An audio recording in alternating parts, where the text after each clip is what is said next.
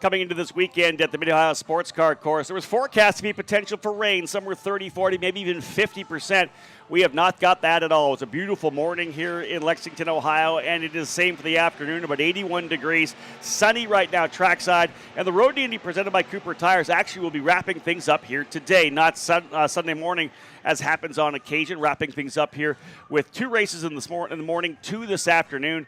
USF2000 and Indy Pro 2000 ready to cap off their triple and double headers respectively in what should be fantastic conditions here again at Mid-Ohio. My name is Rob Howden, the voice of the Road to Indy, and joining me here from Trackside Online and TSOladder.com, Mr. Steve Whittick. Steve, thank you so much for joining us. I know you're busy with your NBC work this weekend, but man, we've had some really interesting racing here at Mid-Ohio. This track and this event always kind of a cornerstone turning point in the championship season. Yeah, it's been good. I've had a chance to watch the races on my downtime from my NBC gig this weekend, and yeah, this place it's a really great track for junior Formula cars. It doesn't matter if it's Formula V, Formula Ford, right, USF2000, Indy Pro.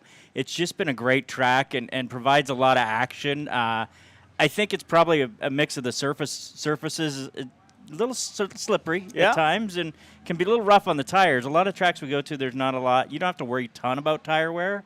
Here you do. You have to actually pay attention to it, and you'll watch at the end of these races today.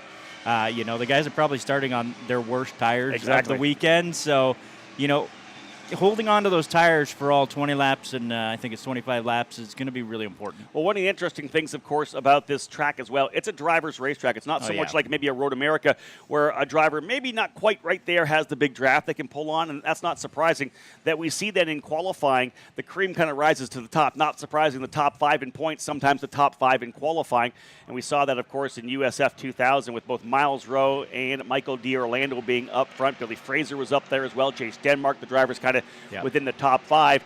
But what we've seen, and Steve and I will talk about this in both the categories, was the drivers who came in with the point leader first or second have kind of grabbed a hold of that. In USF 2000, it wasn't really the point leader. It was the guy in second. 2 wins already for Miles Rowe on the weekend with Pabst Racing, and you keep feeding a kid that already has confidence. Right. Now you're giving him more momentum. What do you think about Miles Rowe and what he's done here so far? Well, and Miles is one of those kids, right? He did 4 years off from racing before coming back last year, so he just needed the track time. He always had the talent. His talent level since he's been, in karting and in, Lucas Oil School of Racing was always really, really high. Yeah. It just was a matter of getting a lot of laps in, and, now he's in his, second half of his second year, and the laps he's got are good, and you can see the confidence growing, and he's driven very smartly this year outside of one race, and that was the first race of the year. Sure, yeah. But I understand why he did it. He had to make an impression, so... the impression has been made, though, and he's definitely confident, and, he's driving really well, and, he's made some just really good decisions over the last, 3 or 4 events. And that's not what you and I would have said about him last year, no, right? Gosh, when he came in the program he was with last year with Force Indy, you could feel like there was just anxiousness about him trying to get the best he could possibly get in terms of results. And I asked him, we were here on this Cooper Tire stage about an hour and a half ago, and we chatted about how he's changed as a young man and as a young driver, graduated from college now, and then having this extra level of maturity and calmness. There's a patience we didn't see last year that's paying off for him now. No, and part of that was, the program he was with last year was a one-car team and a new program, and not a lot of experience in racing, so it was, it wasn't maybe the best place for him to be because he pressed a little too hard at times, made a ton of mistakes, tore up some stuff, but I think that has served him well this year. Yeah. His racecraft has been much better. He's making passes, and he's got a teammate. Cleanly passes, that big, huge, and he's got a quick teammate too, someone that's going to push him, and he's got, let's talk about, driver coaches and how important they are. Who's his driver coach? Bob Perona. Yeah, right there. Bob's one of the best, right, Bob? It still races. Bob's still winning, F-1600 races against kids. Yeah, and Bob's older than us, probably. So let's cap off. The front row is going to be, of course, Miles Rowe on the outside. Inside is going to be Michael D'Orlando. Here's a driver who had an issue in the opening race, battling with Miles pretty early in the race. I'm surprised that he got so aggressive so early, but came back for a strong second in race number 2. Starting on pole, he's really got to essentially stop the damage here right now, go for a race win, see if he can't get 33 points. Yeah, it'll be interesting to see what he ends up doing. You know, it's the Capes, that's not their MO, right? Their MO is to tell their drivers to finish races, finish in the top 5, get your podiums when you can, and things will take care of themselves. But, yeah, I tend to agree with you that, you know, we're down to, after today, 5 races left, right? Yeah. So we've got 6 coming into today. He needs to stop the bleeding. Yeah. Even if it's 5 points at a time, it just makes it that much harder as you get down the road. And, you know, it's interesting that Pabst has really made some steps forward at this track. You know, this has been Cape's domain, right? No They've doubt. won. I think I did some research before the event. I think they've won 32 times here. So, Wow. Okay. Yeah. So they're pretty good here. So. And what, Pabst Racing 1-2 in the first race and 1-3 in race number 2. Exactly. Let's go to Indy Pro 2000, kind of turns things off, because that's going to be the second event of this doubleheader we're going to see. They'll wrap up the day. Again, if you're watching here on the Road to Indy TV app or on roadtoindytv.com or the YouTube channel or either of the website pages, it'll be interesting, Stephen, because in USF2000, we know it's Miles Rowe versus D'Orlando, but right now in Indy Pro 2000, Louis Foster kind of picked up this championship at the last race of Indianapolis. He's won 4 of the last 5 races. Starts on pole again, and he was flat out better than everybody else here in the race earlier today. Yeah, he was. I was watching, and I'm just watching his lap times compared to everyone else, and he's half a second, 0.6, 0.8 every single lap. And his last lap of the race, I didn't even see it because I was getting ready to come down to the victory. Right. His last lap was the best lap. I know, it's crazy. No, he's on another level right now. He's driving really well, and that team's dialed in too, right? Like, you look at what they've done since Wyatt Prikacek has come over. Prikacek, sorry. That's all. You got it. You fixed yourself. Prikacek has come over and shown a lot of speed too, so...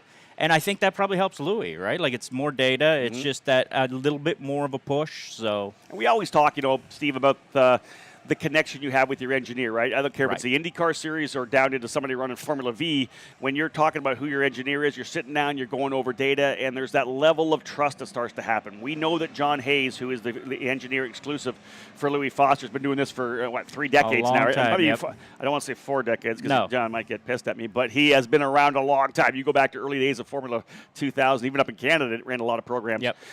Now, he watched what Louis did, getting a feel for the Cooper tires, because Louis was very honest, saying that he struggled with learning how to maximize the Cooper tires in qualifying. The minute he figured that out at Indianapolis, he really has been unstoppable to a certain extent. But now I bet the trust level is there between the two of them. I'd love to sit in on a meeting, right? Yeah, exactly. It's not going to be. There's no bickering. It's going to be just discussion. Exactly. And one thing I think people need to understand about Louis is Louis still only 18 years old. I know it is. Right? Like, and he's if you talk to him and get a chance to know him, he's a very mature young man. He is. And you know, I think that has started to show through. And championship's not over by any stretch of the imagination, but somebody I'm curious to see who the driver is that steps up into that number 2 role and becomes the chaser, right? Because you've got Nolan Siegel and Reese Gold and Anna Ahmed that need to step up. And they're all right there. Right, they're all really close, so I don't know which one it's going to be. But no one has stepped to the forefront, like you said. No. I honestly thought Reese would get it done here this weekend. Hunkos Hollinger has been so good at this racetrack over the last number of years. They've seen wins with Rasmus Limp. They've seen wins with Stingray Robb, obviously. Yeah. They've won a lot of races here at this track, just not quite on it here this particular weekend. They'll start farther forward. Yeah. Let's take the opportunity. I know we're getting close to the end of the segment. Let's talk about Kiko Porto, last year's USF2000 champion. Only a couple of top 5s through to the season. Had a rough weekend at Road America, but he seems real racy here. Racy enough to battle with his teammate for the podium on the last lap. He and Nolan Siegel went side by side from 1-2 all the way through. Siegel able to come out with the position, but Kiko is going to start on the off pole here for race number 2. Looks like he's bound and bent to get a podium. Yeah, and I went back and looked at his results in USF 2000, and sort of similar. His first year in USF 2000, the first half of the year, like this year, not bad, right? Like top 10s, you know, good finishes, but not that ultimate speed. But the second half of the year, his rookie season, he came on. It starts coming. Starts coming. You can see it just every session. He gets a little bit closer to the front, and I expect him the rest of the season to be pushing for podiums. Well, the funny thing is that we look at talked about this, the Kyle Kirkwoods and the Oliver Askews, who kind of came in and stormed their way through the championship. Same with Christian Rasmussen now, but he won in his second year. Right. Oliver and Kirkwood literally won in their first year in each program, and I think some of us go, well, wow, that's what I want. That's the measure, right? But really, the common thought has been, and we've talked about this in so many broadcasts, that it's a 2-year program. You're 2 years in USF2000, 2 years in Indy Pro. So really, Kiko Porto's doing exactly what he did in USF2000, really learning the car the first year, coming on strong the second year.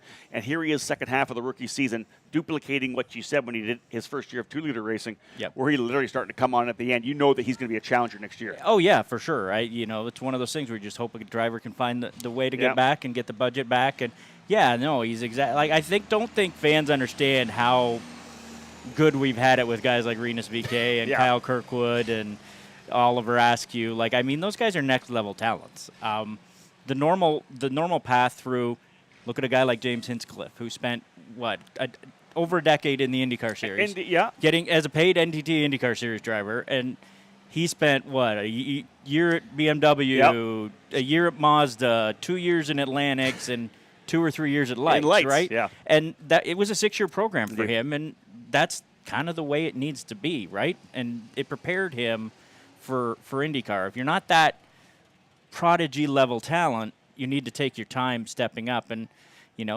doing that is just the smart way to do it. I want to add this because the years that they came through, when you got a Kirkwood and an Askew coming through, and Braden Eves the same way, they came with Cape Motorsports, and those were the years when they were the juggernaut. It was almost it was very almost impossible to beat Cape in trying to get a championship. You look what we have nowadays and who can win races. Cape's a race winner, Paps is a race winner, Exclusive's a race winner. We have so many. D-Force is a race winner. Yeah. VRD now stepping up, as we saw with Alex Quinn.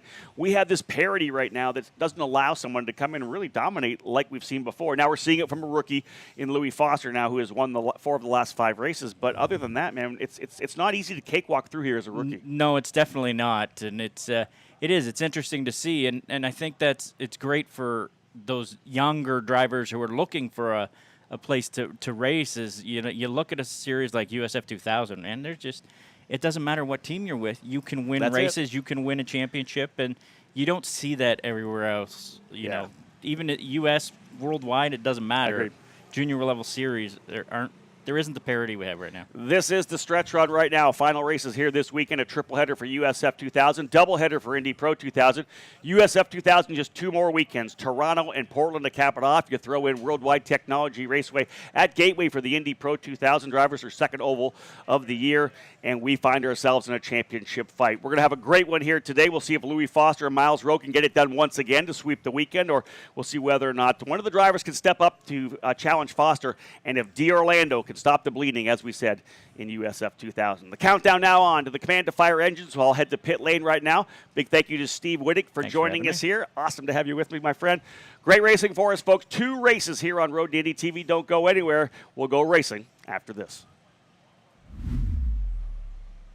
Lucas Oil School of Racing is America's #1 Formula Car race school. Enjoy modern paddle shifters, pit speed limiter, and onboard video along with integrated data systems. Get started today with our 2-day basic or advanced course. Lucas Oil School of Racing is the official school of the Road to Indy. We can also qualify you for your SCCA license. Get started today by visiting us at www.lucasraceschool.com. It's your Uncle Cooper. Your SUV is a multi-purpose tool, like a corkscrew fish scaler. And that means your tires should be multi-purpose too. Like these Cooper rugged Treks. They're tough, but also run smooth as butter. And with dual sidewalls, it's like having a multi-tool that can look like a completely different multi-tool. Don't take that idea, by the way. I'm gonna patent it. Go with the Coopers. Cooper! With over 40 years in business, High Tide Boat Lifts is committed to elevating your craft. Whether you own a personal watercraft or a large yacht, we can design and create the perfect lift for your needs. At High Tide Boat Lifts, we understand that you've worked hard to get to a successful place in life. We'll ensure you have a hassle-free experience, maximizing the time you spend on your boat with family and friends, and supporting your dreams out on the open water.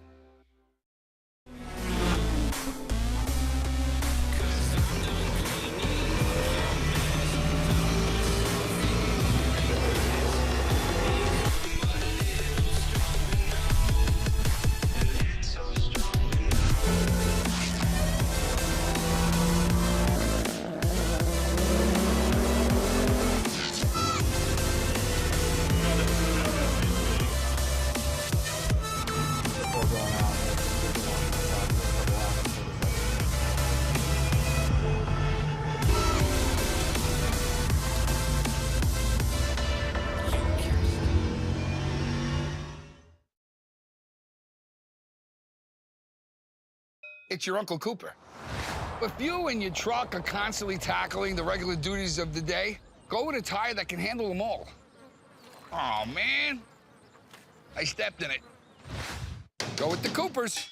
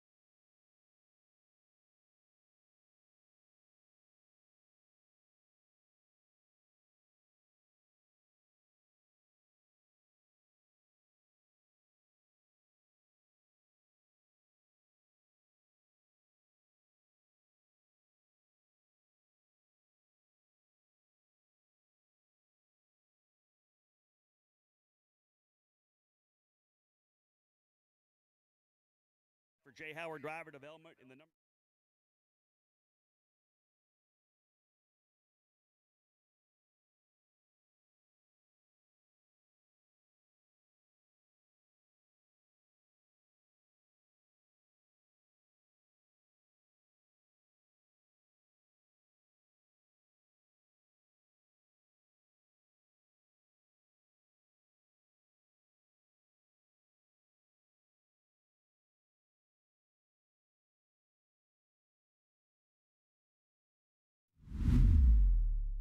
Becker in the number 33. And on the inside, a driver who got his first top 5 of the year, Nicky Hayes for Cape Motorsports, the rookie in the number 5, starting in the 13th position. Row number 2 on the outside, a couple of top 10s on the year so far, 3 in total, 2 this weekend. 5th in race number 1 and 8th in race number 2 from New Zealand for Exclusive Autosport. Jacob Douglas in the number 90 starting in the 12th position. Alongside him, a former winner from earlier in the season, Jagger Jones in the Cape Motorsports number 3, a winner at Barber Motorsports Park. The rookie will start in the 11th position. We'll work our way into the top 10 right now. D-Force Racing will have Bajoy Garg on the outside of row number 5, starting in 10th spot in the number 12. Alongside him, Italy Christian Weir for Turn 3 Motorsports in the number 32. Weir and Garg alongside each other on row number 5. Up to row number 4 now on the outside, a winner last year at Road America, one of our drivers in the top 6, top 7 in points from Canada. It is Thomas Naveau in the number 10 for D-Force Racing. He'll start in the 8th position, and a driver who got a 3rd place in race 1 but was involved in contact at the start of race number 2. That is Billy Fraser, the number 92, top 5 in the points. He needs a recovery here in race number 3 to put a cap on this weekend before we head to Toronto in 2 weeks' time. Fraser in the exclusive Autosport number 92, starting in 7th. Row number 3, Lockie Hughes, who finished 2nd in race number 1, but a technical inspection issue dropped him from that position. He's looking for vengeance here again. Lockie Hughes, the Australian for J. Howard Driver Development, in the number 7, starting in the 6th spot. Alongside him, the driver that was involved in the incident with Billy Fraser at the start of race number 2, Dylan Christie for D-Force Racing, in the number 11, starting in the 5th position. We'll move now to row number 2 on the outside, just 14 years of age, his 2nd Road to Indy weekend, and he has looked very good, top 5 in race number 2. For VRD Racing out of Florida in the number 17, Nikita Johnson starting in the 4th position. Moving now to the inside of that row, another driver most definitely in the championship hunt right now. 2 podiums on the weekend from Arizona. The number 23 of Jace Denmark for Pabst Racing will start in that 3rd position. And with 20 drivers in the field, 2 will occupy row number 1. And they are the 2 drivers in the middle of this championship battle. They're starting side by side as we get set to go. On the outside, starting in 2nd for race number 1, the number 22 out of New York, your point leader right now. Back-to-back wins here this weekend, trying to go for 3 straight victories. Taking the lead in the process, Miles Rowe in the Pabst Racing number 22, starting on the outside of the front row, but the driver looking to get a win that he needs here right now to get himself back into the championship. Michael D. Orlando in the number 4 for Cape Motorsports will start from the pole position. D. Orlando on row 1, Denmark and Johnson row 2, Christie and Hughes on row 4. It'll be rather 3. It'll be Fraser and Naveau on row 5, and then we'll have Weir and Garg, Jones and Douglas, Hayes and Kohlbecker. Back to row 8 is D. Orlando and Anderson. Row 9, Garcias and Dazelski. And on row 10, Lee and Papa Savas. A time to get things underway. 20 drivers ready to fire up these elite engines behind the cockpits of their Tatis race cars. And joining me down here on pit lane for the command to fire these engines, one of our guests of Cooper Tires, Nick Daniels. Road Dingy drivers, start your engines!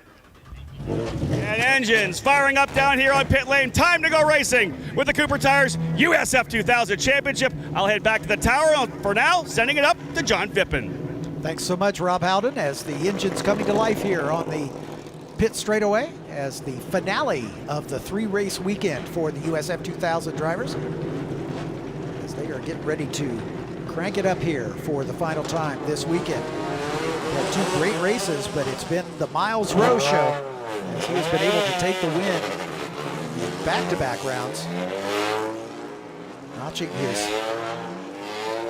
3rd and 4th wins on the season here this weekend, and stretching his points lead as Michael D. Orlando not having the finish he would like in the last 2 races.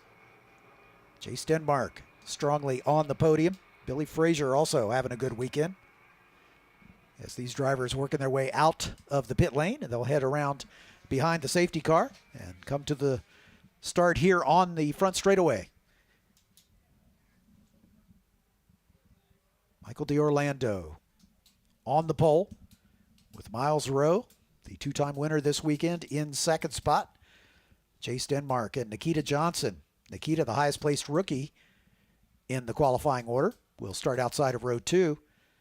Dylan Christie and Lockie Hughes. Lockie having a troubled weekend, certainly showing great pace, finishing on the box in the first race, but unfortunately a post-race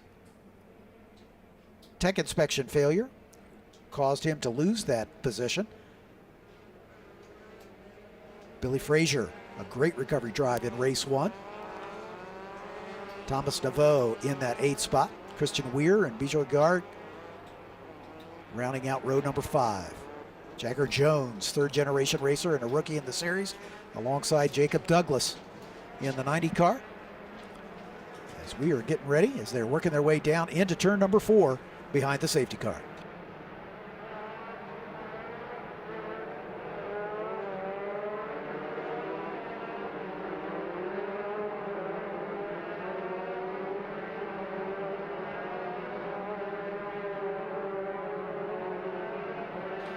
Once again, the long run from pit lane, and the command and driver introductions to the booth here at Mid-Ohio. Rob Howden alongside my guest that we will bring in a little later, Simon Sykes, as the drivers work their way to Thunder Valley. Time to go racing. D'Orlando and Rowe in the front row. Michael D'Orlando needs a race win. Got to get himself back into the championship fight. A couple of wins for Rowe already. Field coming out of the final corner, and we are punching off. Green, green, green. Aaron Likens throwing the green flag. And underway into turn number 1 for the first time. Great shot of the Cooper Tire Bridge. And the lead that D'Orlando was hoping for. Playing out through 1. Got to hold it through 2, and you got to hold it through 4. He'll run the bottom side of the racetrack. He'll go wide. Here comes a move from further back. The 2 Paps cars sliding into 2nd and 3rd. Rowe and Denmark. Billy Fraser, I believe, up to 4th spot. Good start for Billy Fraser to P4. And he's trying to get himself back in the fight here as well. Nikita Johnson, the number 17, going off in turn number 2, but able to get back onto the racetrack. So Johnson, who had started in the 4th position, having an issue on the opening lap.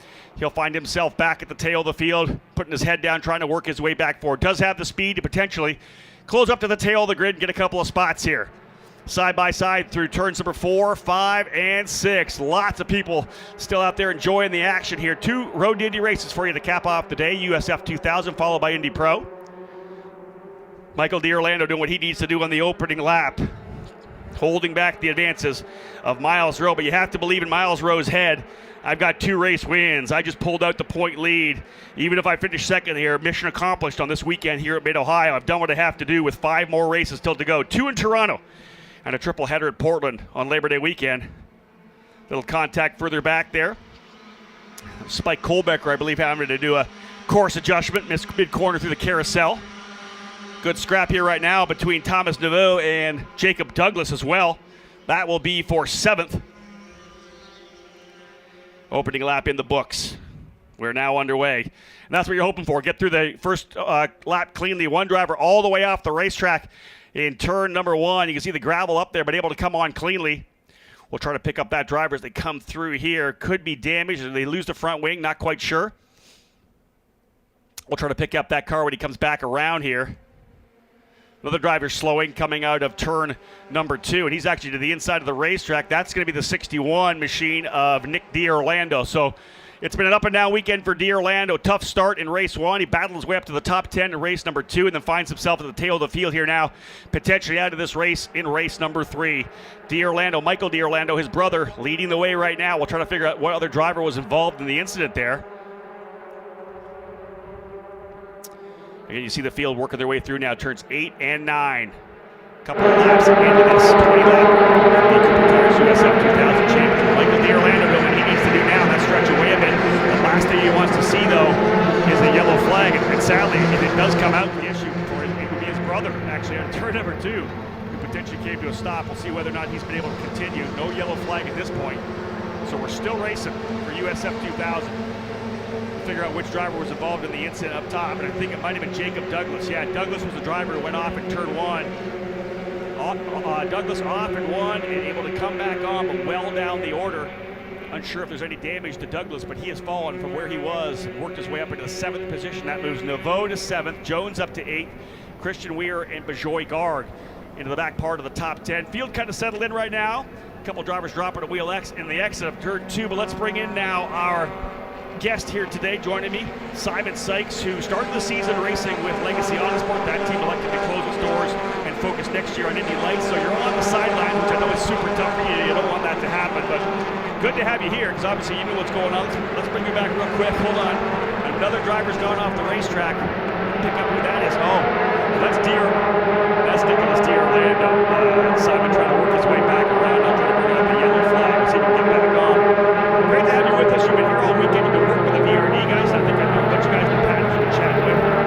What's it like being here and not racing? What's kind of tough? Always looking forward to things happening in racing. It's a tough business, so it's just time to keep my head down and start putting things together for next year. I think that this track is phenomenal for racing, and we've seen it all weekend here in this USF2000 category with couple drivers getting confident out front. Miles Rowe doing particularly well. Yeah. D'Orlando trying to upset that now. He had that incident in race 1, rebounded in race 2, but fell short to Miles Rowe with a nice pass over in that turn 5 section. And so now the question is, what can he do? Can he hold Rowe back for a 3rd race in a row? Yeah, listen, you've had success here. We know that 2-time SCCA National Championship winner, but here last year you run a run of podium finishes running for Legacy Autosport, and was on the podium here. If I were just to ask you real quickly, these guys are kind of settling in. What's the key one key to getting around this racetrack quickly? Momentum and flow through the back section of this track. From turns 4 to turn 9, I think that is probably the most important part in my eyes. And if you have a good flow, good line, you can carry good minimum speed, then it's going to be a fast lap. Yeah, it feels to me in that corner, if you don't get it started correctly and in the right spot in 4 and 5, you're almost playing catch up for the rest of the until you get to Thunder Valley. And into Thunder Valley goes D'Orlando, 1.1 second the lead for him right now. Miles Rowe runs in second with the knowledge that he's going to leave here with the point lead. His teammate Chase Denmark right there in 3rd spot. You'd think there maybe a little bit of a sense of urgency for Denmark to get back in there, but as he runs P3 in the championship, still running well. Billy Fraser's 4th, trying to recover from that incident at the start of race number 2.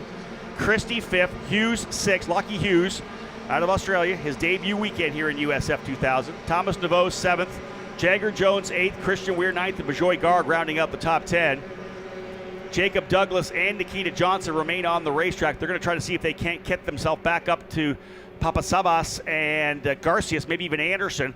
They're going to keep digging, and of course would love to see a yellow flag. That's not what Michael D'Orlando wants to see out front. 1.1 second the advantage last time by. Everybody getting into a groove here right now. And Simon, does that happen in a triple header? Is there more of a sense of chaos and maybe anxiety and aggression in the opening couple of races? When you get to the end, you can kind of settle in a little bit? Absolutely. I think that's definitely the start of the weekend. It's going to be a little more chaotic as drivers get more and more familiar with how each other race on this track. They'll tend to settle down a bit. I also see that once you get a couple laps into the race, maybe you calm down. You've got aggressive moves in the first couple of laps and lots of aggression in the last laps of the race, but in between, we're seeing drivers start to settle in here and work on their pace. Yeah, and once you settle in, you find out where you are, what kind of race car you have, what kind of pace you have, as Simon had said. Again, Simon Sykes joining us here, Legacy Autosport driver for the start of the season and last year. And again, 2-time SCCA National Championship runoff winner, Team USA scholarship winner, on the sidelines right now. So if anybody out there is looking for a driver of anything, I'm sure Simon would like to jump behind the wheel. He's a very, very talented young race car driver to Georgia. We'll come to him throughout this broadcast here.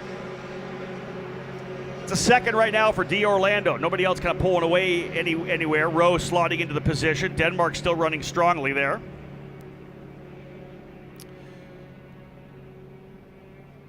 Another driver has potentially gone off in turn number 1. We've had a number of drivers struggling through turn number 1, whether or not that driver all the way into the corner.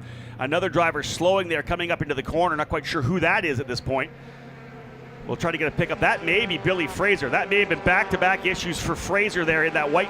Yeah, I think that potentially was Fraser. Let's have a look. Yeah, it looks like Billy Fraser may have had some trouble in turn number 1. It's been tough for Fraser, no doubt about it, as he was in an incident in race number 1, and now it seems to have fallen to the tail of the field now in race number 2 behind his teammate Jacob Douglas. So the 2 exclusive Autosport drivers having troubles on the racetrack, both going off in turn number 1. So with their Indy Pro teammate Louis Foster getting the job done in Indy Pro, just some issues here with the exclusive Autosport USF2000 drivers.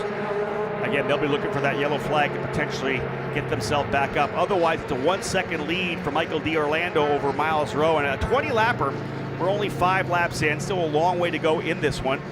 We'll look at lap times, though. Super early in the going. It's a long 20-lap race. Both drivers turning 1:23.5s up front. So that 1-second lead being held by Michael D'Orlando right now. Pretty static.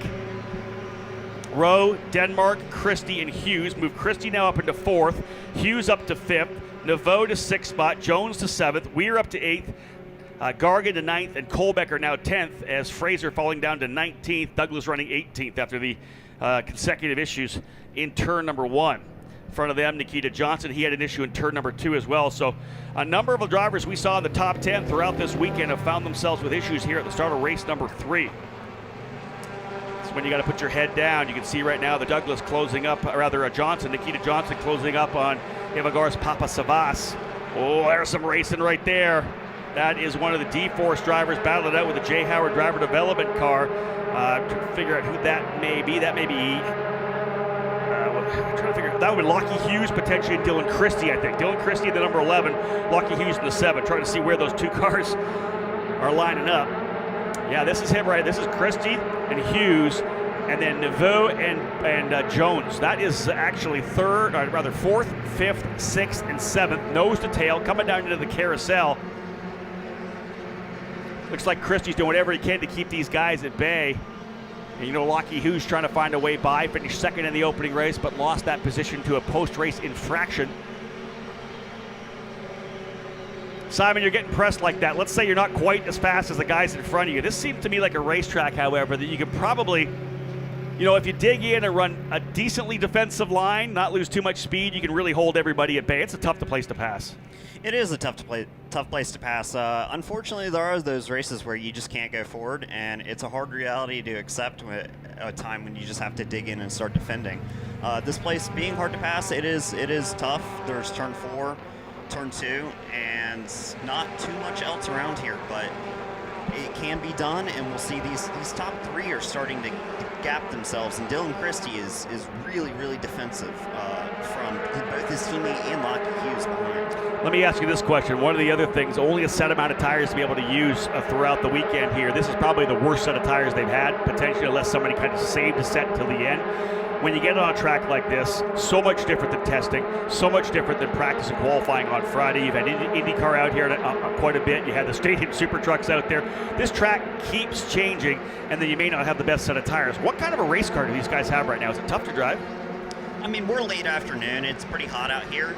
So I would assume the track's starting to get greasy where the surface has gotten so hot it starts to get slick, and it's tough to find the grip. You certainly don't have the grip that you had earlier in the day. So it's going to be tough for these drivers to sort that out, but everyone's dealing with the same conditions. 8 laps down. We'll have 12 to go at the tail of the field.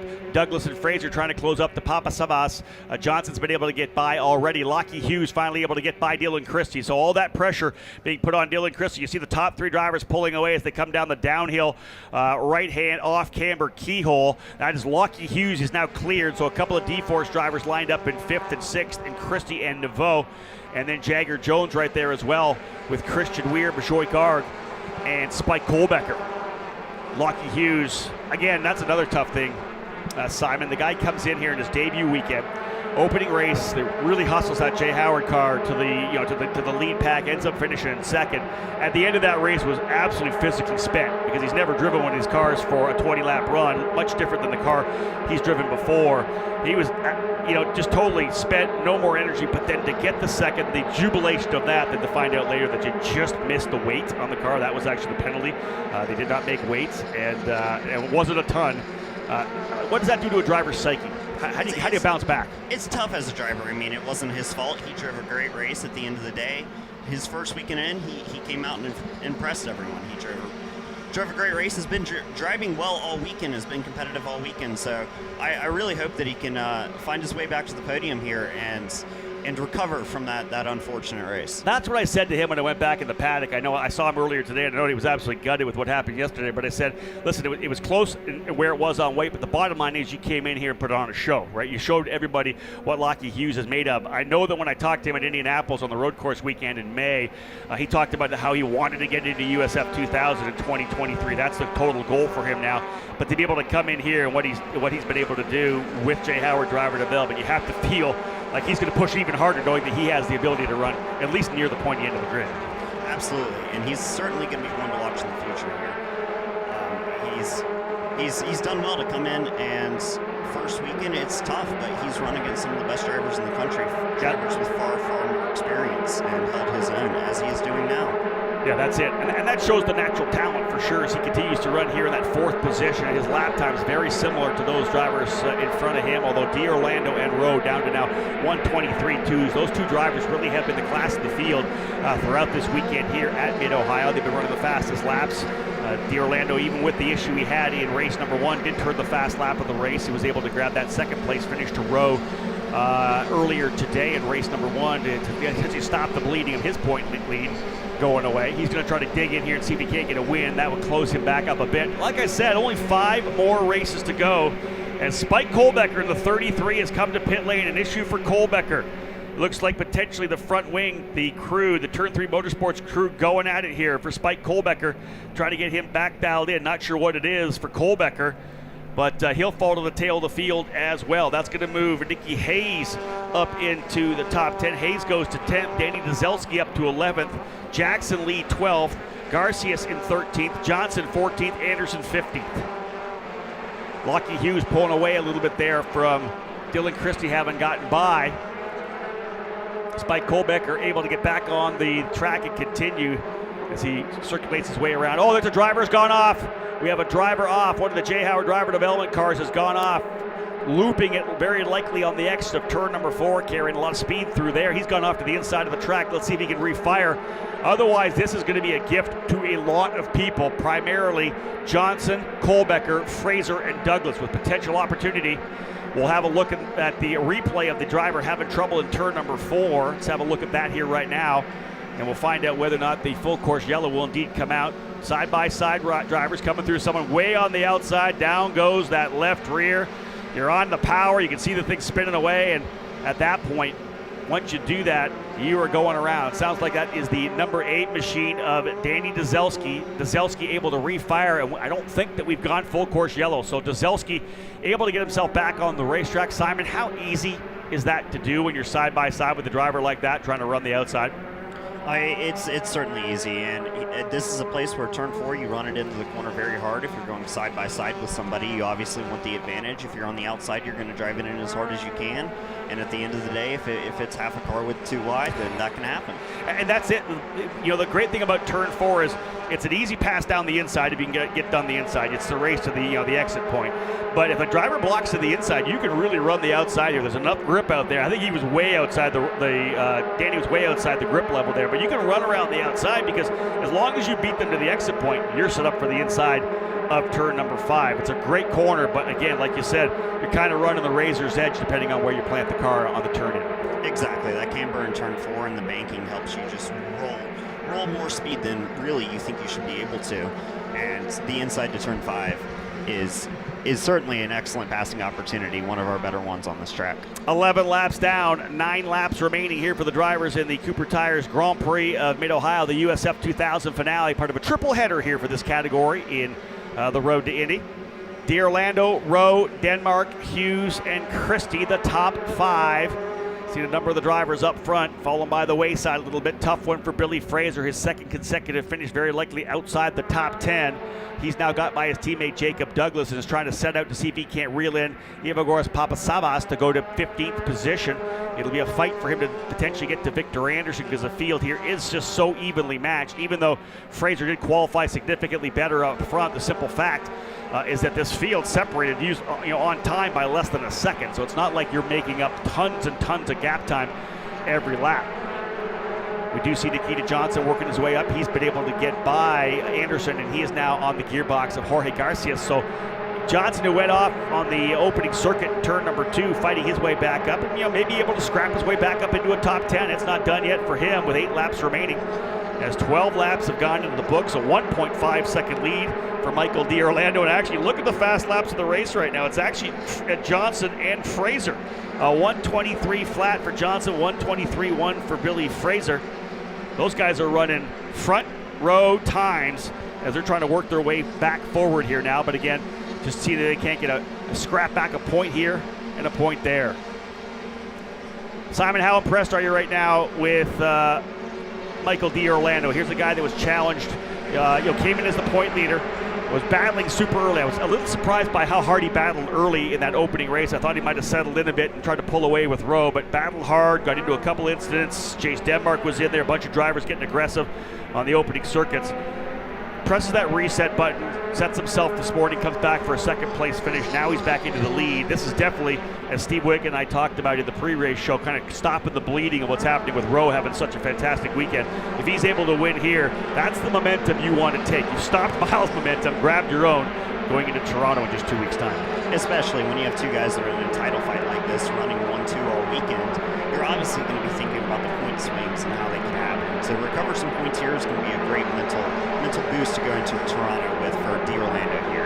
And this third race has been an incredible drive so far. I've been looking at the times. He's been incredibly consistent throughout this race and holding back that pressure from Miles Rowe. And that's one of the things, guys, you'll see from everybody up front. The drivers that when the cream rises at the top in the second half of the season, it's the consistency at the times, not just the outright blinding speed, but able to do that lap after lap after lap. And for D'Orlando, really only one step to go on the championship ladder. He finished second last year to Kiko Porto in the championship fight. Oh, so close to grabbing that scholarship to move up to the Indy Pro 2000 category. And that's why he came back to USF2000, only one goal, and that was to win the scholarship. And he needs to battle out with Miles Rowe. Toronto, of course, a brand new race for both those drivers. Neither of them have raced in Toronto. This is the drivers at the very start of the road to Indy. They haven't been here. We haven't raced there in 3 years since 2019. So for both those drivers, they're going to go in there. It's not even on iRacing. It's not on, you really can't even practice on that racetrack, and you never know. It's always different every year. That should be really interesting. A complete level playing field for both drivers when we get to Toronto. And that's going to be an interesting one to watch. Obviously, both their teams have been there in the past, but the drivers themselves haven't. So now we really get to see what their teams and the drivers can come up with in terms of setup and lap time. Laps winding down, as I had said before. They put lap 14 in the books last time by. D'Orlando very consistent up front here right now. We're watching Johnson work his way past Garcia. Now he's trying to get up to Jackson Lee. Johnson running in the 12th position, only a couple of tenths of a second behind Lee, and was quicker by 4 tenths of a second last time by. So 14 years of age, Nikita Johnson has been testing a USF2000 car for the past year and a bit. Runs in the USF Juniors program, the new program that Anderson Promotions launched this year to really start developing drivers for USF2000. That program will have a brand new car next year, the Tatis JR23. Very similar to the same tub and engine that we have here in USF2000. It'll have different wheels, different suspension, and a restricted engine package, so a little slower for the drivers coming up, but it's going to be a great opportunity. Nikita races in USF Junior. We used the Ligier chassis this year, but man, when you want to make a debut, this is how you do it. He ends up going to Road America as his debut, just turned 14 years of age, enough to run Road America. He ends up finishing with an 8th place finish there, was running top 5 in race 1 yesterday before a flat tire. Got a top 5 finish here earlier today, and is now trying to charge his way back forward. It's not going to be a top 5, Simon, for Nikita, but this guy is showing what he's got. He started back, put his head down, he's turning the fastest laps of anybody on the racetrack, and fighting to get himself up into the top 10. Absolutely. He's driven well all weekend. Unfortunately, he hasn't been in that fight for a podium. Some incidents here and there, but he's absolutely had the pace to be up there at the front. Bodes well for 2023. He'll finish off the season in USF Juniors, and we expect to see him in USF 2000 next season as, again, one of the rookies that could definitely battle it out for either Rookie of the Year or potentially even an outright championship. One of the things this year, and Simon, you can speak of this because you've never really had a chance to have a full season. Simon's one of those guys you put in a group that is unbelievably talented, puts together rides, wins runoffs, wins events, goes to Team USA, but has never had a full season of USF 2000 racing. In my 20 years, probably the biggest travesty, I think, that you've never been able to do a full season. But when you get to come back for that second season, you know, it's always been common thought that it's 2 years, right? We saw Kyle Kirkwood, Oliver Askew, some of these guys come in with Cape Motorsports 1 year in USF 2000 and move on. This year we've seen the top 10 in points, only one rookie, and that was Jagger Jones. Everybody else second-year drivers. I don't know if it's just this car, whatever it may be, probably because they're learning the racetracks. Most drivers in Indy Pro 2000 came up in USF, so they know the racetracks.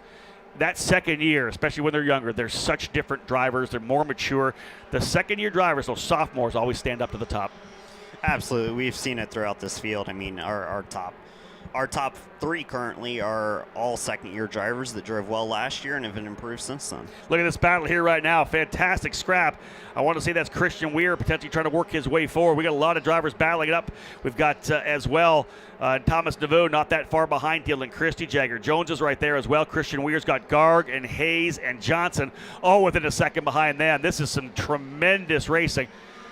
D'Orlando across the line. Here comes the top three. They got a huge gap back, over 5 seconds to Lockie Hughes, who leads him coming through the carousel. We'll stack him up on the front straightaway once again. There you go. That right there is Christie, Naveau, and then you got Johnson. Then you got the next group with Weir, Garg, Johnson by Hayes. Nikita Johnson into the top 10. Hayes runs 11th. Garcias in 12th.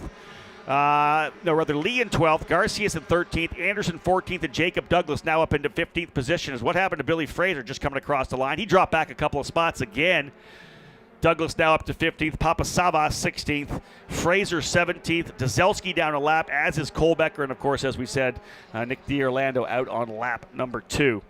3 laps remain here in USF2000. If you're tuning into the broadcast here on the Road to Indy TV app or on the Road to Indy TV YouTube channel, don't go anywhere. We'll have the Victory Lane presentations and then right in to the driver introductions and call to fire the engines in the Indy Pro 2000 category, which will cap off the day's action here at the Mid-Ohio Sports Car Course. And it'll cap off the Road to Indy component as well, at least for the first 2 rungs. Indy Lights, of course, will run tomorrow, but USF 2000 and Indy Pro will be done here this evening, having completed their double-header and triple-header events. Oh, big wiggle coming down. I'm not sure who that was further back in the pack who had a big off. It was, I think, potentially Anderson, who almost tossed it off down there in turn number 6. Let's get back to the action now. There is Weir, who has worked his way to the 8th position. Christian Weir, 8th, started 9th. In the middle of that fight, right behind him. I think that may be Nikita Johnson now up into the 9th spot. Indeed, Johnson up into 9th. Laps coming into the end here. Simon, 2 laps to go. And we've seen guys work their way back to the front.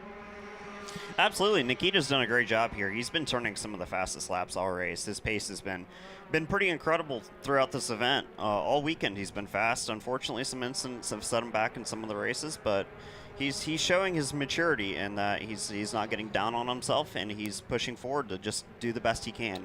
That's it. As a young driver, this is when you really look for the positives, right? You didn't get the results you maybe hoped for, but make sure you stay focused on the positives at hand to try to take that into the next event. Of course, he'll be back on the racetrack here next weekend. The USF Juniors program, part of the NASCAR truck program here at Mid-Ohio. So we're all coming back for one more next weekend.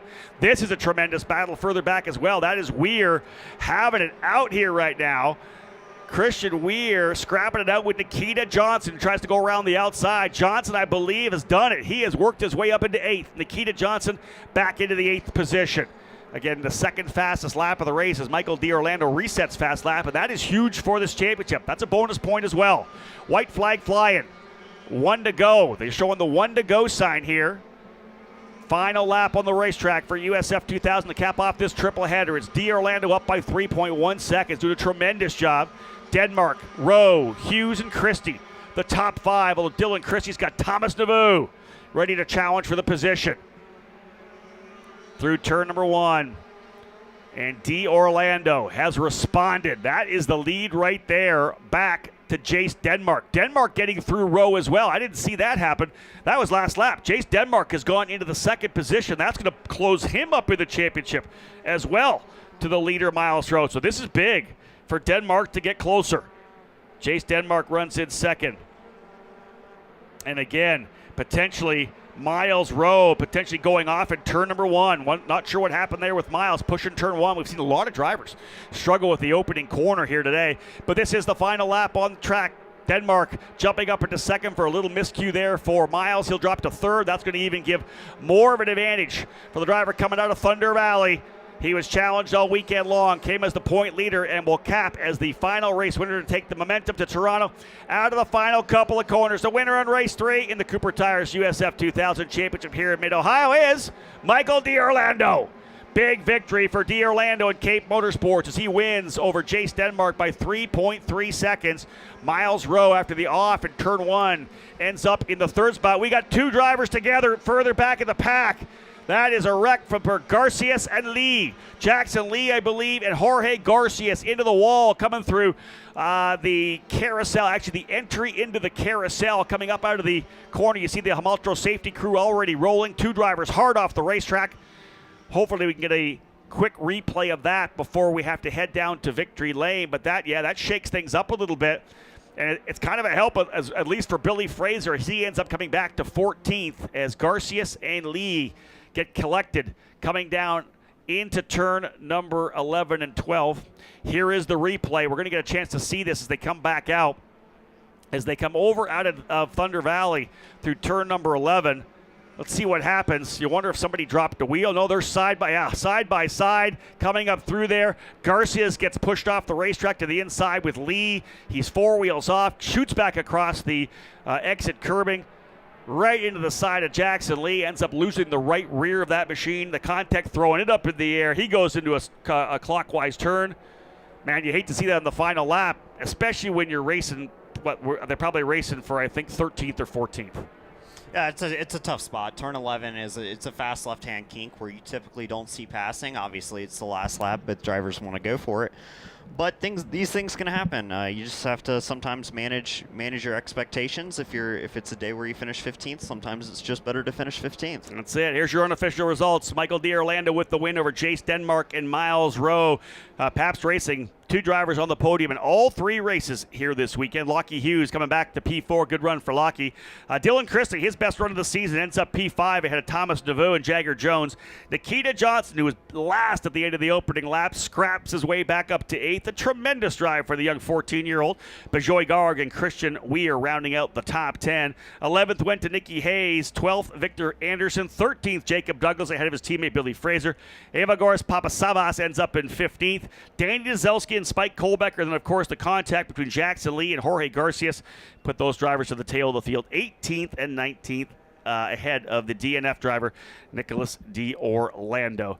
Don't go anywhere. We're going to head down to Victory Lane here right now and celebrate the run of Michael D'Orlando. Indy Pro 2000 drivers on the pre-grid right now, getting ready to fire things up. Simon Sykes, don't go anywhere either. We're going to use you once again, as we'll be back right up here, folks. We got more racing to come to cap off the day with Indy Pro 2000.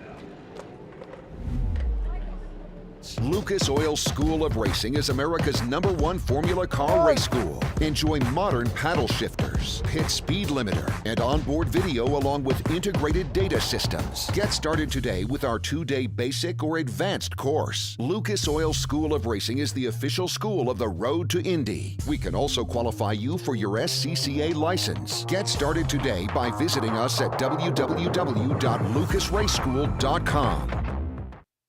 It's your Uncle Cooper. Your SUV is a multi-purpose tool, like a corkscrew fish scaler. And that means your tires should be multi-purpose too. Like these Cooper rugged Treks. They're tough, but also run smooth as butter. And with dual sidewalls, it's like having a multi-tool that can look like a completely different multi-tool. Don't take that idea, by the way. I'm gonna patent it. Go with the Coopers. Cooper! With over 40 years in business, High Tide Boat Lifts is committed to elevating your craft. Whether you own a personal watercraft or a large yacht, we can design and create the perfect lift for your needs. At High Tide Boat Lifts, we understand that you've worked hard to get to a successful place in life. We'll ensure you have a hassle-free experience, maximizing the time you spend on your boat with family and friends, and supporting your dreams out on the open water.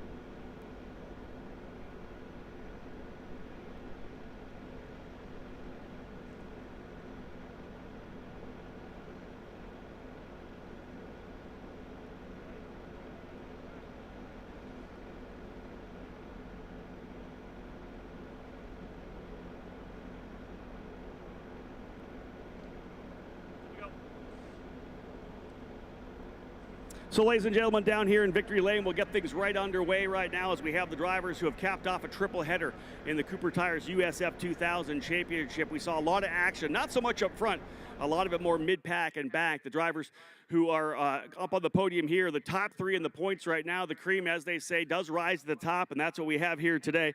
Let's get things underway to bring up the top three in the podium of the Cooper Tires Grand Prix of Mid-Ohio. A round of applause for the driver coming home in third for Pabst Racing, Miles Rowe. Miles, your point leader, and to present him with his third place trophy, one of our guests from Cooper Tires, Steph Young. Thank you, Steph. So Miles Rowe will leave Mid-Ohio with the point lead, heading to the streets of Toronto with his third place finish here today. Was running second before an off in turn number one, but nonetheless capping things off here. Coming home in second position, he'll gain up some points here as well. Another podium, 3 straight here this weekend for Pabst Racing. Put your hands together for Jace Denmark. P2 for Jace.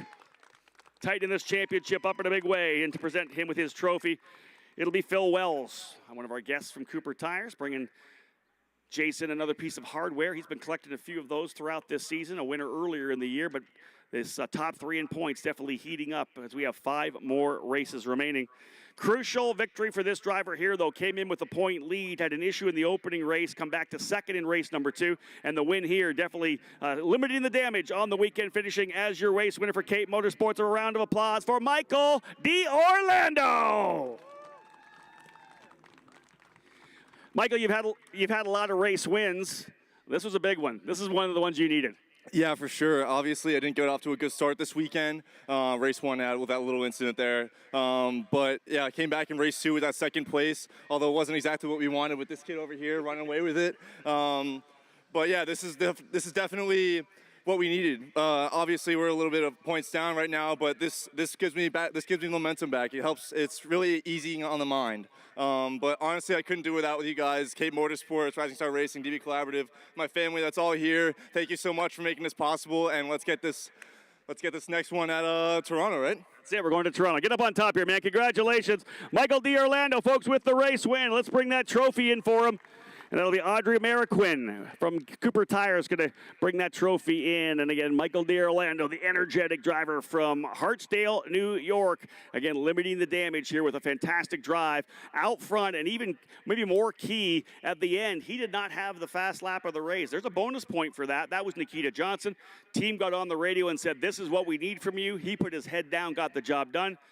Fast lap of the race right at the end to get that bonus point to tighten things up even more as we head, as we said, to the streets of Toronto in just a couple of weeks' time. Just 5 more races to go to cap off this season, as we have a doubleheader in Toronto on the streets where none of these drivers have been. I had mentioned that in the broadcast. It's been 3 years since we've raced there. None of these guys were in USF2000, so a complete level playing field for everybody involved in USF2000. And then from there to Portland for a triple header finale on the Labor Day weekend to see which driver will win that scholarship worth over $360,000 to be able to work their way in to the Indy Pro 2000 program in 2023. One of these drivers will be a very deserving winner. I think the champagne's coming. I think we've got all the shots that we need. Again, one more race to go, Indy Pro 2000. Don't go anywhere if you're watching here on Road to Indy TV or on the Road to Indy TV YouTube channel. Guys, you've got time. You got a couple of weeks to wash these suits. Feel free to give them a rip. Time to celebrate, folks. Michael D'Orlando with the race win. Jace Denmark in second. And Miles Rowe finishing in third spot as Denmark going after D'Orlando in a big way. USF2000 done here trackside. I think I'll be able to work my way, John Fippin, out onto pit lane as the celebration continues down here. I'll do the intros, the driver intros, and the command from pit lane, John. Thank you so much. I'll be back up there to join you here in a few minutes. Sounds good, Ralph.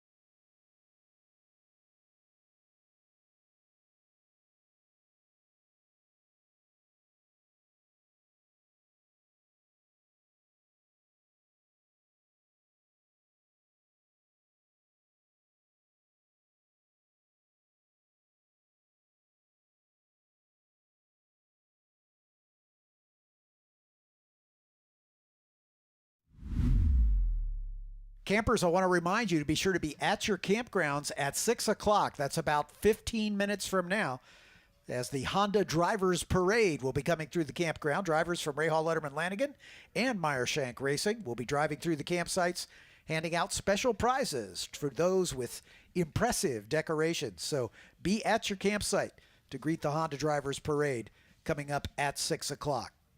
IndyCar would like to thank the following official sponsors for their support: Perkin-Elmer, official instrument supplier and fuel certification; Pertec, official hose supplier; PPG, official aeroscreen, paint and finishing partner; Racing Optics, official aeroscreen and helmet tear-off; Road and Track, official partner, magazine publication; Safety Clean, official environmental service company; Sirius XM Radio, official satellite radio partner.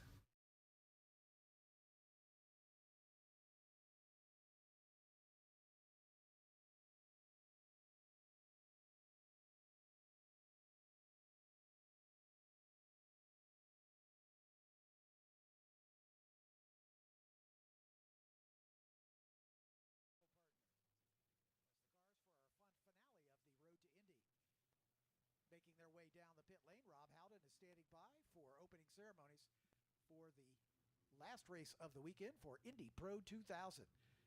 Exciting race yesterday. Louis Foster coming home with the win. Salvador De Alba and Nolan Siegel on the podium. Kiko Porto, the defending USF2000 champion, wearing the number 1 plate, came home just outside the podium in 4th spot.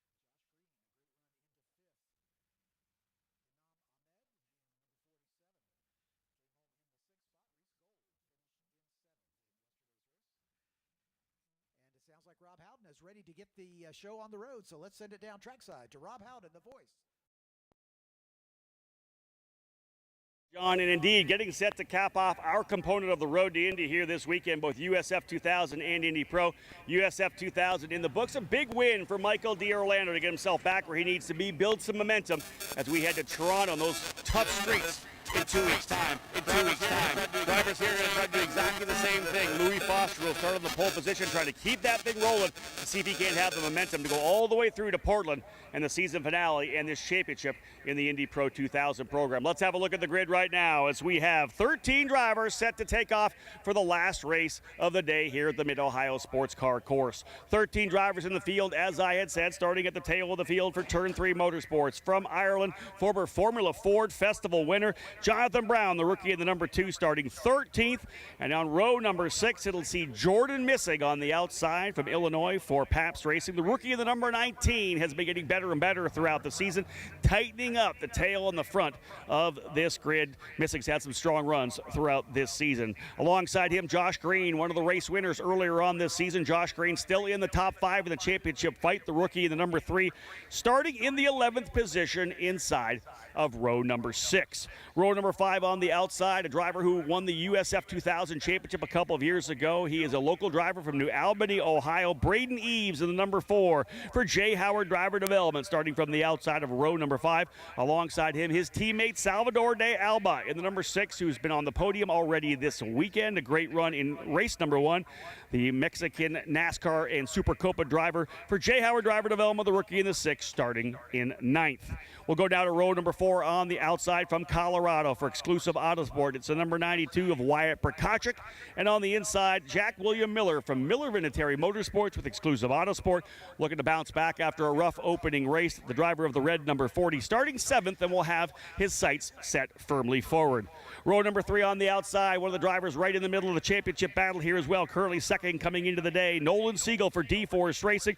The rookie driver in the number 8 machine is in the 6th position, and alongside him from London, England, living right now in Indianapolis, it is Anam Ahmed for Juncos Hollinger Racing, the Pakistani driver in the number 47, starting in the 5th position.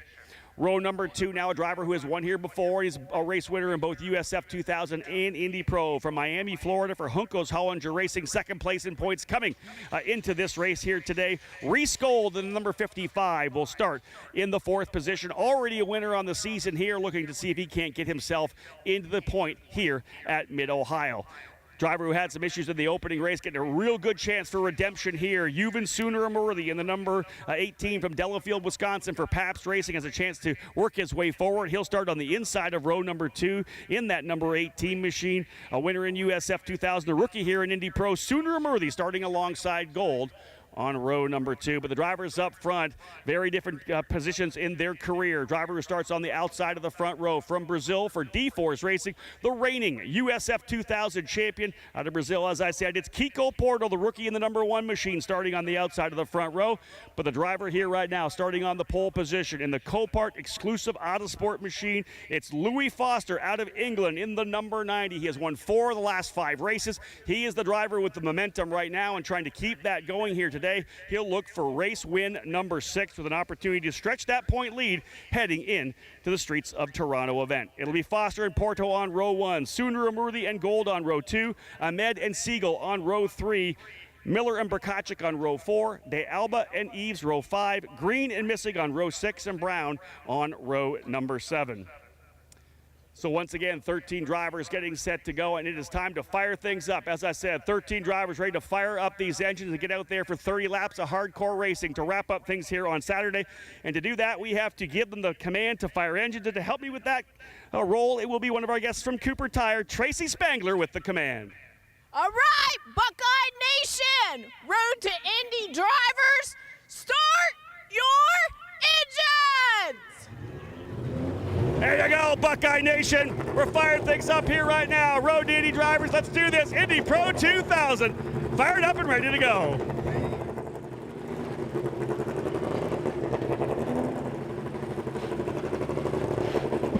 You can hear the sound of those elite engines as they are coming up to speed, coming up to temperature, as they're going to head out for the final race of the weekend for USF2000 and Indy Pro 2000.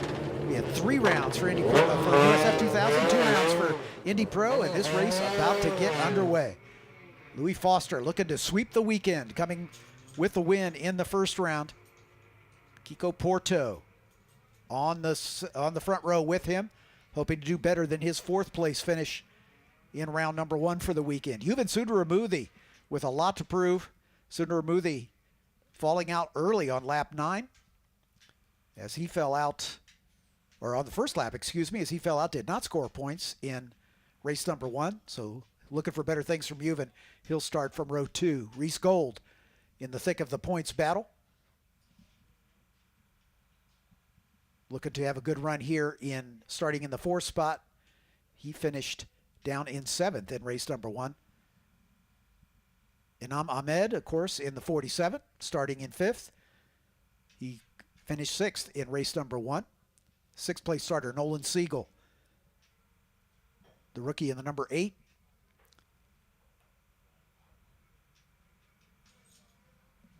Finishing on the podium in race number 1 in 2nd spot.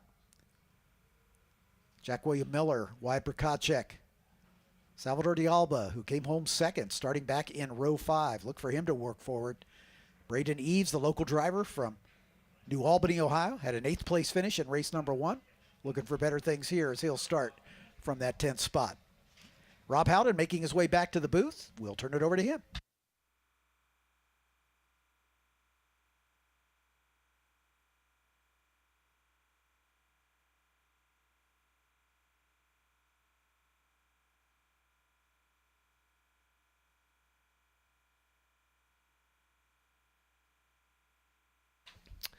Simon Sykes joining me back in the booth once again as we get set to go for Indy Pro 2000.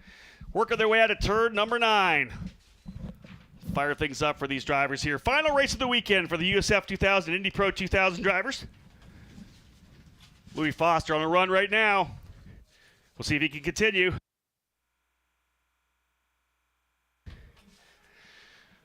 Pace car ready to head to pit lane.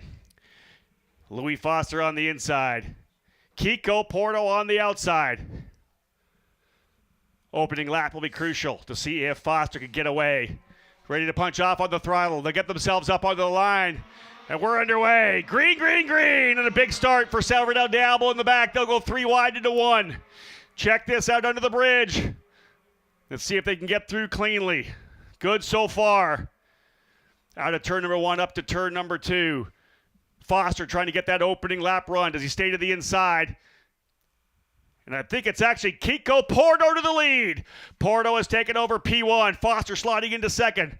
Sundaramurthy goes to third. So Kiko Porto, strong run, able to come around the bow from right to left to take the lead out of turn number 1. So Kiko Porto, reigning USF2000 champion, the first driver to head Louis Foster all weekend. Foster trying the outside into turn number 4. And indeed, Gold going after Sundaramurthy as well. Reese Gold on the inside, Sundaramurthy on the outside, but that's going to give him the inside coming down in, if he forces it down into turn number 6. He indeed does. Aggressive for Sundaramurthy. Thinking about that issue, that DNF in race number 1. He wants to come back right now. Sundaramurthy pushing hard. Opening lap about to go in the books. Just a 30 lapper for these drivers here. Everybody else settling in nicely down into Thunder Valley again at speed for the first time. Kiko Porto with the lead, the Brazilian, out in front of the Brit.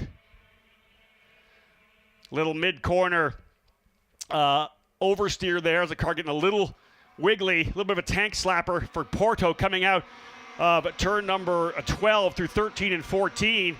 Further back, drivers getting aggressive. But Simon, let's bring you in on this. What are your thoughts on a super start right there for Kiko Porto? Excellent start by him. Obviously, if you're going to make the move, do it fast.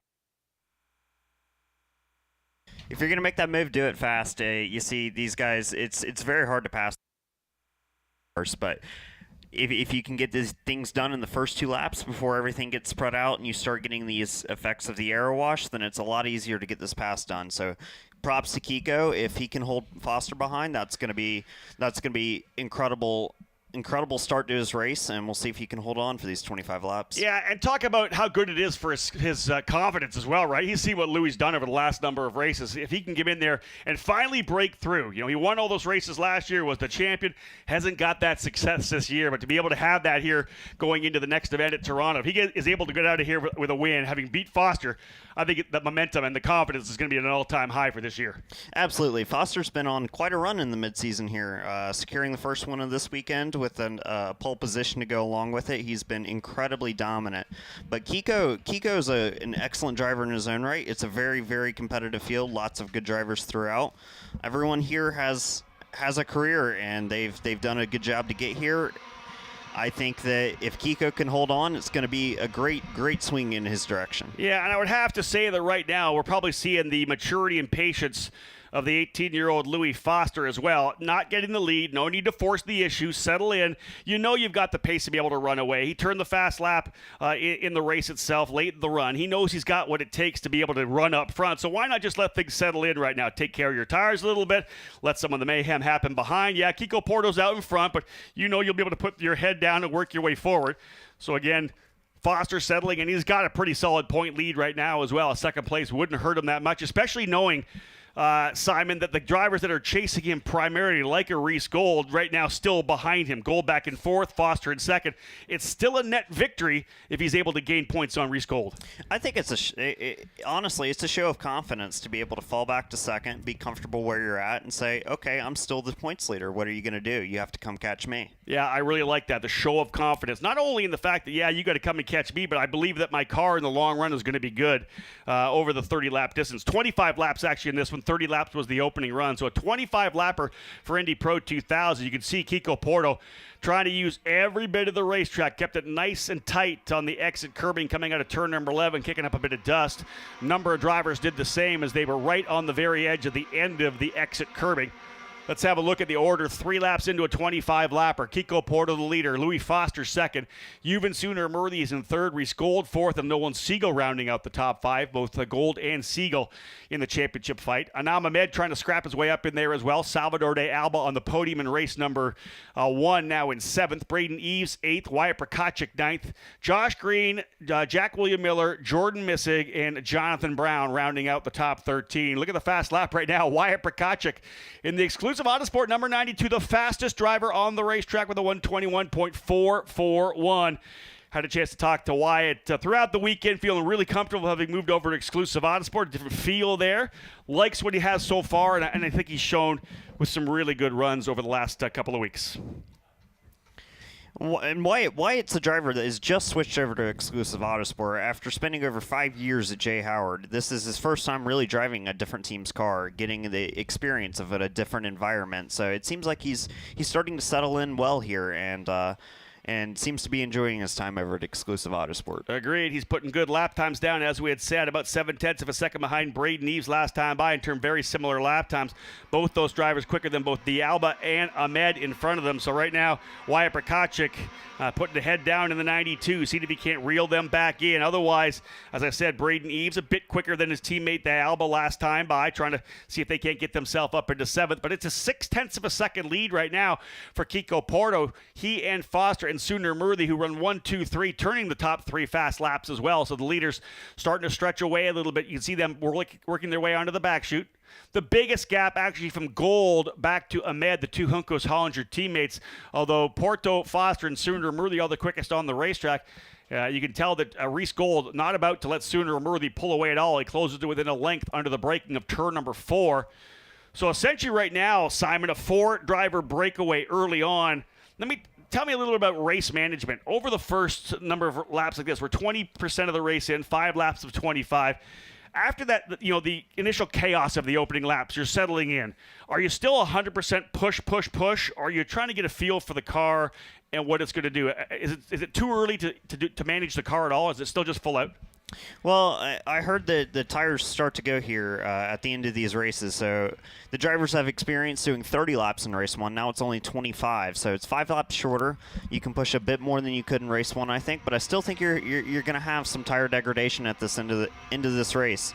And drivers are going to want to manage that. Obviously, they're going to push, but maybe you aren't 11 out of 10 pushing, trying to pass everyone every lap. Sometimes it's better to sit back behind that aero wash and save your tires for the end of the race. Yeah, we got a driver who's gone off in turn number 1. Great point on the aero wash, on tire degradation, but we have a driver who is spun on the exit of turn number 1, waiting to see whether or not he's able to refire that machine. He's spun around from the exit on the outside of the track, or the right side of the track, back over onto the left side of the racetrack. We'll see what we get there. I'm not quite sure if we're potentially going full course, but ideally that driver will be able to refire. Too far away, I think, for me to figure out who exactly that may have been. And it's tough, of course, here with the smaller monitor we have here in the booth, the sun going down. We're getting a lot of glare, trying to pick up which driver could potentially be out of this. Being told that might have been the number 92 of Wyatt Prokopchik. And Prokopchik able to continue. You and I talked about Wyatt having a good run there, pushing hard, trying to catch up to Braden Eves. I'll say this right now, and you and I saw it, at least saw what happened on track. Miles Rowe went off in turn number 1 as well. I'd actually talked to his teammate, Jace Denmark, said, what happened to Miles? Did he drop a wheel? He looked and went, oh, he dropped them all. And I guess he went way off in turn number 1. We saw a lot of drivers in USF2000 struggle with race number 1, getting a little too deep into turn 1, dropping the wheel. When you do that, the car could go around pretty quickly. Simon, late in the day like this, right? It's 6 o'clock here, trackside time. It's really been the same kind of temperature. It's only 80 degrees, actually a little lower than it was as the high in the middle of the day. Why is turn 1 so precarious? What is it about this time of day, or is it the time of day? What is it that makes turn 1 a place that you can drop a wheel and potentially have trouble? Mid-Ohio in the afternoon starts to lose grip more than other places that I've been, and I think that turn 1, as high speed as it is very easy to lose control of the car, and as soon as you drop a tire off on the exit here, it tends to pull the rest of the car off with it. So it's a very tough corner, and if you miss your marks at all, you're going very fast, and a small wiggle ends up being a few feet of track distance. We know the 2 real crucial corners, right? The passing opportunities are 2 and 4. That means you have to get out of 2 really well and get out of 1 really well. How on the razor's edge are you in turn number 1? Are you really literally hanging it out every corner? Absolutely. Okay. When you're pushing and you're trying to catch someone, you're dancing the car all the way through it. You're man. pushing 10 out of 10. To get that good run to the keyhole. So, yeah, let's not put any blame on anybody who goes off in turn number 1, because that's just a little bit wrong, and that's all it takes. Prokopchik, as we said, up there. Same thing with Miles Rowe. He went off there as well. We saw, I think, 3 or 4 drivers go off pretty aggressively in turn number 1 in the USF2000 race. It can happen to anybody. It can happen to Prokopchik. It can happen to your point leader in USF2000, Miles Rowe. We're now 7 laps in, working lap number 8, and Louis Foster's been able to pull away a little bit from Juven Sundar Murthy. That's 1.2 seconds. And that's going to give him a little bit of room that he wants to potentially go after Kiko Porto. On lap number 7, Foster reset fast lap of the race, a bit quicker than Kiko. So this feels to me like it's lining up to potentially be a two-driver fight. Both drivers rookies, of course. Kiko Porto winning the championship last year in USF2000. Look at this. He is on him right now in a big way. Foster trying to go by. Louis admitted to me in our interview that we had that he has never won a race championship. Won a bunch of karting championships, club karting championships, but has never won a Formula Car championship. And this could be his biggest, his first and his biggest. Winning this championship would put him into Indy Lights in 2023. Interesting to see him pushing his way up here. Maybe a little bit of let's call it a lesson, Simon, for young racers out there. Let's say you're a kart racer or you're a young driver coming up in junior formula. You slotted a second. You were a pole sitter. You're mad at yourself. How did I not get the lead? I got the pole. I did all that work in qualifying. I slot back into second. And you may get overzealous trying to get back there on the first lap or the second lap. This is Louis Foster settling in, closing back up. That's the patience I have to think you learn over years of being in this racing business. I think the easiest way to get around it is just to forget about everything that's happened in the past. So what? You had a bad start. Someone got around you. Now you're P2. It's still at the start of the race. It's as if you started second. Yeah. So now you just go to work and do the best you can. We'll keep watching that gap between Foster and Sundaramurthy as Juven able to hold a half a second advantage over Reese Gold. Great run here for Juven Sundaramurthy. A winner last year in the USF2000 program, making the calculated move up here to Indy Pro 2000. And, of course, his rookie season, just learning the ins and outs of this car. It's a lot more race car than we have in USF2000. The class you just saw on the racetrack and the class you see here, the same chassis. We're using exactly the same chassis, the same tub, but it's got more everything. More horsepower, more braking, more grip for bigger tires, more downforce, just more of everything. And that's what makes it so significantly faster than USF2000. And as Joey Brienza told us when we talked to him earlier, he was my guest up here, a driver for Exclusive Autosport, moving from F1600 and running some USF2000 races this year. He talked about the fact that, man, it was a big jump for him going from F1600 to the more physical USF. It's an even bigger jump into Indy Pro 2000. Have you driven the Indy Pro 2000 car? Have you got a chance to sample one as of yet? I wish I have, but currently I haven't. I've heard the same thing, though. Everyone that's driven that car has talked about how difficult it is to drive. Again, I'll say this right now. Simon Sykes joining us here. He was with Legacy Autosport this year. That team electing to shut down their USF2000 program. Focusing now on 2023. They'll be starting a USAC Silver Crown team and as well have announced that they'll be doing an Indy Lights program next year as well. So if you were looking for a driver with a pedigree, Simon Sykes definitely a guy to look at. Two-time SCCA National Championship winner in the runoffs in both F1600 and in Formula Continental. A former Team USA scholarship winner and even with no teammate whatsoever got on a run last year here in USF2000 with, was it 4 straight podium finishes? 4 in a row. We started at Road America and got 3 podiums here. Had a great weekend here last year, so Indeed. I think this might be my favorite place on the schedule. There you go. So Simon Sykes available for a drive. I don't care what it is.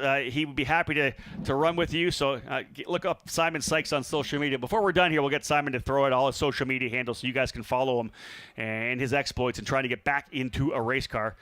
Things settling down a little bit here mid-corner. You're seeing some lockup there from Reese Gold. This is a guy who really likes to use the brakes. We saw that at the Indianapolis Motor Speedway as well on the road course. He really worked those brakes in a big way. And when you start locking up the tires, you're going to see it happen more and more. When you lock up a tire, you give it a light flat spot. Because the tire's not rotating and still sliding on the asphalt, you're going to start to wear a flat spot on the tire. Well, every time you do that, it happens more and more as another driver's dropped the wheel. That's, I believe, Jack William Miller potentially out on the outside of turn number 1. Yeah, the red number 40 going to drop to the tail there almost. Jonathan Brown in front of him. But talk about that a little bit, Simon. You're pushing hard. You're going deep in, and you're a little too hard on the brakes. You see the thing start to lock up. The smoke starts coming.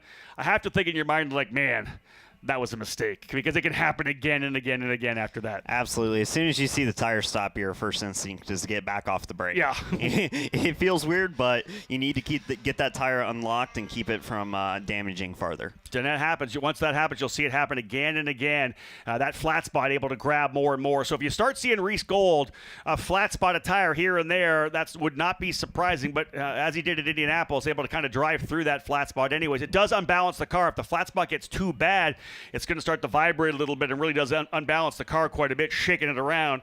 Right now, Kiko Porto, though, no issues for him at all as he comes across the line. We're closing in on the halfway point. 11 laps down for Kiko Porto. Foster still running in second spot. He's right there with him, a half a second back. Third is Sundar Murli, fourth Gold, fifth Ahmed, sixth De Alba, seventh is Siegel, eighth is Eves, ninth Green, 10th is Missig, and the remainder of the 13 drivers, Miller, Brown, and as we know, Brkacik off the racetrack, and I believe he brought that car into pit lane and is very likely headed back to the paddock area. Let me ask this question for you, because I'm watching this right now, and Louis Foster, half a second back. You may question, why isn't he up there? Why isn't he pushing? Why isn't he on top of him right now? I would think midway through this race, if you're a half a second back, you're probably getting enough air, enough air going over top of the wings that you're not beating on those tires, right? You can kind of settle in a bit, maybe see if the car starts coming to you later in the race, see if Kiko comes back to you. Because if you're pushing too hard up front and you lose the air off the front wings, you're going to start punishing those front tires. Absolutely. The last thing you want to do is ruin your front tires when you're sitting second. You want to pass the guy in front of you. I think Lou's done a very impressive job so far. He's sitting fairly close to the car in front of him where I would think some aero is starting to take effect. But he's managed to stay the same pace as Kiko every single lap of this race, held the same gap. So I think he is just settled in a big way and waiting till the end to make his move. Just turned his fast lap on lap number 11. Does he do it again on lap number 12? No, he does not, but very similar. A 1:19.37 his fast lap does a 1:8. Oh, actually, they fell back to a 1:19. Both drivers 9s and 8s on that lap, having just the last lap turned a 1:19.3. So Foster probably closing up a bit and then hit the same mark as Kiko. We'll see whether or not we see an overtake coming soon, whether or not Foster even tries for it. Yeah. 6 wins in 7 races, that would be big, but maybe more importantly, taking the points, knowing that he's got Reese Gold back in 4th and Siegel back in 7th. I would imagine he's going to give it at least a shot. At least one shot? Race. I love that. He's too close not That's to. the racer in Simon Sykes. See, I'm calculating things. I'm thinking budget. What do I got to do to get to Indy Lights? But yeah, the racer in Simon and the racer in Louis means, hey, I got to at least give one shot at this. I've got enough of a gap. He's 2.1 seconds ahead of Juven, Sooner, and Murthy in the 3rd spot. And indeed, Wyatt Brkacik back onto the racetrack, so that's good to see. He needs the lap times in the car here, and instead of going back to the paddock, able to get back out there 2 laps down. But Foster, you ought to expect, will potentially take the one shot at it. We're only past the halfway point right now, right essentially at it. We'll put lap number 13 in the books when they get back around here. And Foster has shown good speed, still about 4 to 5 tenths of a second behind. It looks like about 4 or 5 car lengths as they come out of the front straightaway and down into turn number 1 underneath the Cooper Tire Bridge. And as Simon illustrated, you are flat out rolling it through there, absolutely dancing on the razor's edge every lap if you're going to be able to stay. And number 1 in front of the guy in front of you, potentially reeling in the guy behind you. Battle for 1st and 2nd. We may see a fight here still for 3rd and 4th, although there's another lockup for Reese Gold. A little lockup into turn number 2, and really not a place you see a lot of lockups because it's kind of an uphill run into there, right? Where on an uphill, the actual gravity of kind of going into the hill helps you brake. It kind of lengthens or shortens the braking zone a little bit. You wonder whether or not he's going to keep struggling here. Absolutely. I think you'll start to see a bit of struggle. I've seen smoke here and there from what looked like a Juncos car, so I think he's finding that flat spot occasionally, and just I think he's going to be trying his best not to ruin his tires any farther to make him last another 11 laps. What do you do if you're Reese Gold? You've been in the middle of this championship battle throughout the season. You're seeing this guy Louis Foster starting to put race wins down. What does it do to your psyche? What do you have to do? You've been in a lot of races. You've won a lot of championships and SCCA and won a lot of events. When you're going for a big championship like this, in your mind, what do you do when you're running P4 and you're watching this guy win races? That's a tough question, I know. It's tough. I mean, reality sucks if the guy is simply doing better than you at that point in time, but you always try your best to come back and beat him. I think Juven's in between Reese and Louis right now, and I would expect Reese is going to be attacking hard, trying to get past Juven and get himself a chance to go after the points leader here. And the big thing for USF2000 and Indy Pro is we're going to the streets of the streets of Toronto. We just did St. Petersburg at the start of the season, but we're back to a street circuit. Anything can happen on a racetrack like that. In the tight confines of that track up in Toronto, there's some very smooth parts, there's some bumpy parts of the racetrack. It's going to be be packed with fans. And look at this fight here. This is the battle for the lead. That's Louis Foster closing right up. Let's jump back into the battle here. Lap number 15 on the racetrack, and Foster starting to throw everything at Kiko Porto. Can he find a way by and go for yet another victory? Again, he has won 4 of the last 5 races. Can he make it 5 of the last 6? He's right up on Kiko Porto. Juven Sooner Murthy not slowing down at all either. He's trying to dig his way back in here. In fact, he was only about a 10th off their pace last time by. He's trying to hold off a charging Reese Gold. So the fight continuing here right now. This is happening. Louis Foster putting the head down to see if he can't work his way back up here. Foster head down, and again Kiko Porto. Maybe the cool thing right now with Kiko Porto is he's drawing on all the success he had last year, all those races he led in USF2000, how well he did here at Mid-Ohio as well. Everything you've learned in your career is something you pull out right now to see if you can't hold off Louis Foster. Absolutely. This is every point you further your career, you reach a new toughest point in your career. So right. I think he's fighting for his life right now, and is going to do everything he can to try and keep Louis behind him. Obviously, he had some success here last year, won the championship, but also had a great weekend at this track. I personally got to race against him there, and he was driving well all weekend on the podium for two of those races, and I think he won one of them. Yeah, with you on the podium. Exactly. So we got an expert here right now. Simon Sykes again joining me. Another 2 lockups for Reese Gold. He's doing what he can to get by Sooner Murthy, but he locked it up in 2 and he locked it up in 4 as well. He is really working that tire. We'll try to identify which tire that is. I think left front tire for Reese Gold, and that's obviously a lot of the corners here. This track running in the counterclockwise, the clockwise area. You're really leaning on that left front. It's still Porto as the leader across the line. They'll pass the start-finish line. 15 down, 10 to go. Anam Ahmed, does he have anything to close up on Reese Gold? This time by both those drivers for Juncos Hollinger, turning 1:19.6 as they're both quicker than Sundar Murthy. Foster about a 10th quicker, though, than Kiko Porto. Foster right there. No, that's a right front tire there for Reese Gold. Right front for Gold, locking up again, coming into turn number 2. I mentioned it, Simon, that the car starts getting a bit of a vibration. Can you tell a little more? I know you've likely done it yourself. When you start locking that tire up again and again and again, what's it going to do? What's the car going to do? As you mentioned, you're going to start to pick up a vibration, and it'll start as a small little shake down the straight, and the more you lock up the tire, the worse it's going to get. You're going to feel it. You're going to feel it. You're going to feel it. When it gets bad enough, you won't even be able to drive the car. It's vibrating so poorly, but I think Reese is trying to find that sweet balance of attacking Juven in front of him and trying to make sure his tires are good to the end of the race. We're not done yet. We still have what looks like 8 laps to go minimum, and it's going to be tough to make it all the way to the end. Oh, Foster had a bit of a moment there. Another lockup for that right front for Reese Gold, but Foster had the thing a little bit over-rotated coming down through turn number 12. He's pushing really hard. You saw on that last lap when Simon was giving us the detail on a flat spot. He was right up on the gearbox of Kiko Porto coming through 4-5, and I think was thinking about trying the bottom of 6. This is where there's the aggression and the patience, balancing them both out for Louis Foster. He wants to make the pass, but he doesn't want to make the mistake and throw away a second-place finish. He's got this championship in hand right now and can kind of manage his expectations and manage his results, trying to go to the finale at Portland. And what we're seeing right now is a potential for him flirting with it a little bit. He's trying to get by Kiko Porto. And the interesting thing is he's not, the guy he's racing with right now badly wants a race win. There's going to be a desire to fight for this thing as big as he possibly can. Heck, we saw Porto fighting it out with his teammate Nolan Siegel. Those drivers went at it and actually had an incident. Siegel and Porto, the teammates at D-Force at the Indianapolis Motor Speedway.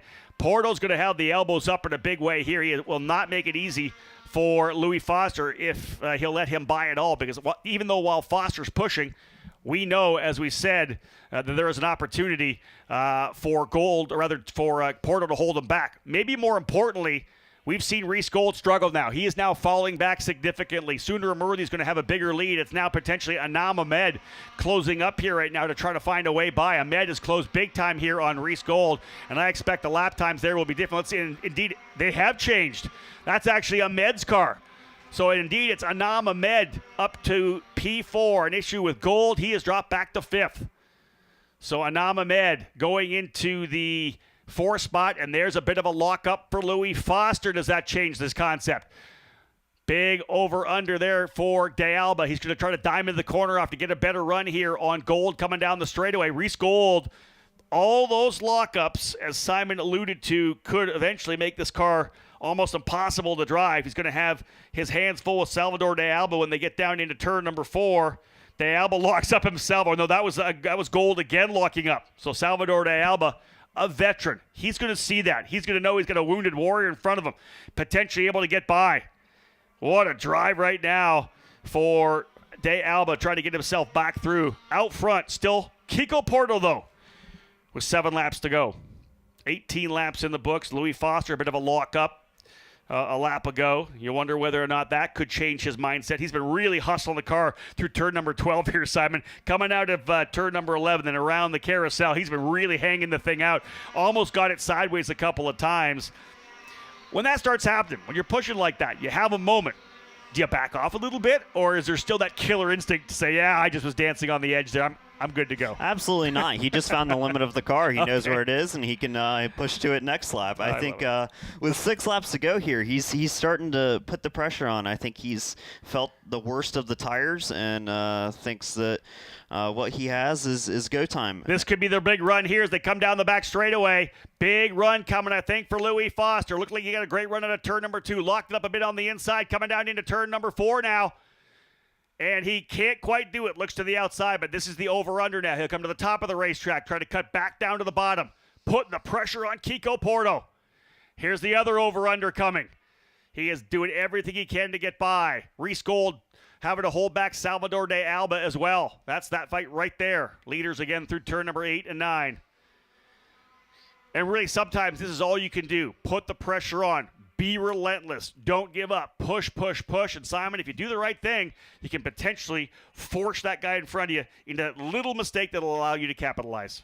Absolutely. When you're being chased, it's an incredibly difficult race. I was talking with Braden earlier this year. He had an incredibly tough race. I think it was with Louis behind him at Barber Motorsports Park, where he said that was the most physical race he's ever done in his life, simply for the fact that he was being chased for the entire race straight. It really can start to mess with your head. It can get in there. It's a lot of work to defend, and it's far easier to attack. So I think Louis is starting to put on the pressure here to see if he can make this happen. And that was Lockie Hughes yesterday for second, right? He literally came out of the car and said he's never been that tired. He was physically exhausted, being pounded on first by Nikita Johnson and then by Jace Denmark, and it was non-stop as they were pushing on each other. And again, that's what you said. Not only does that push you physically, it pushes you mentally as well, as you have to keep that 100% focus the entire time. And that's all Louis Foster's doing right now, trying to see if he can't force Kiko Porto into a mistake.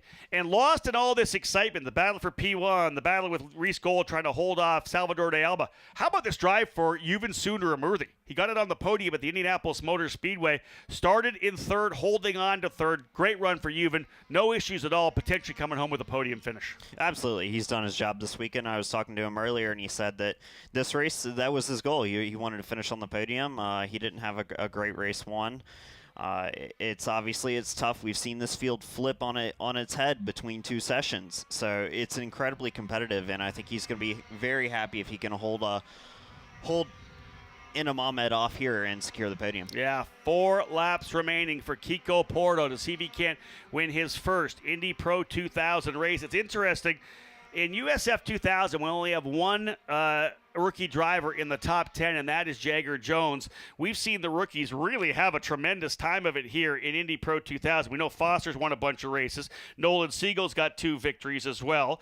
Josh Green has a win. Salvador De Alba has a victory. We're looking for yet another rookie driver to potentially stand on top of the podium here in Indy Pro 2000 to cap off the day.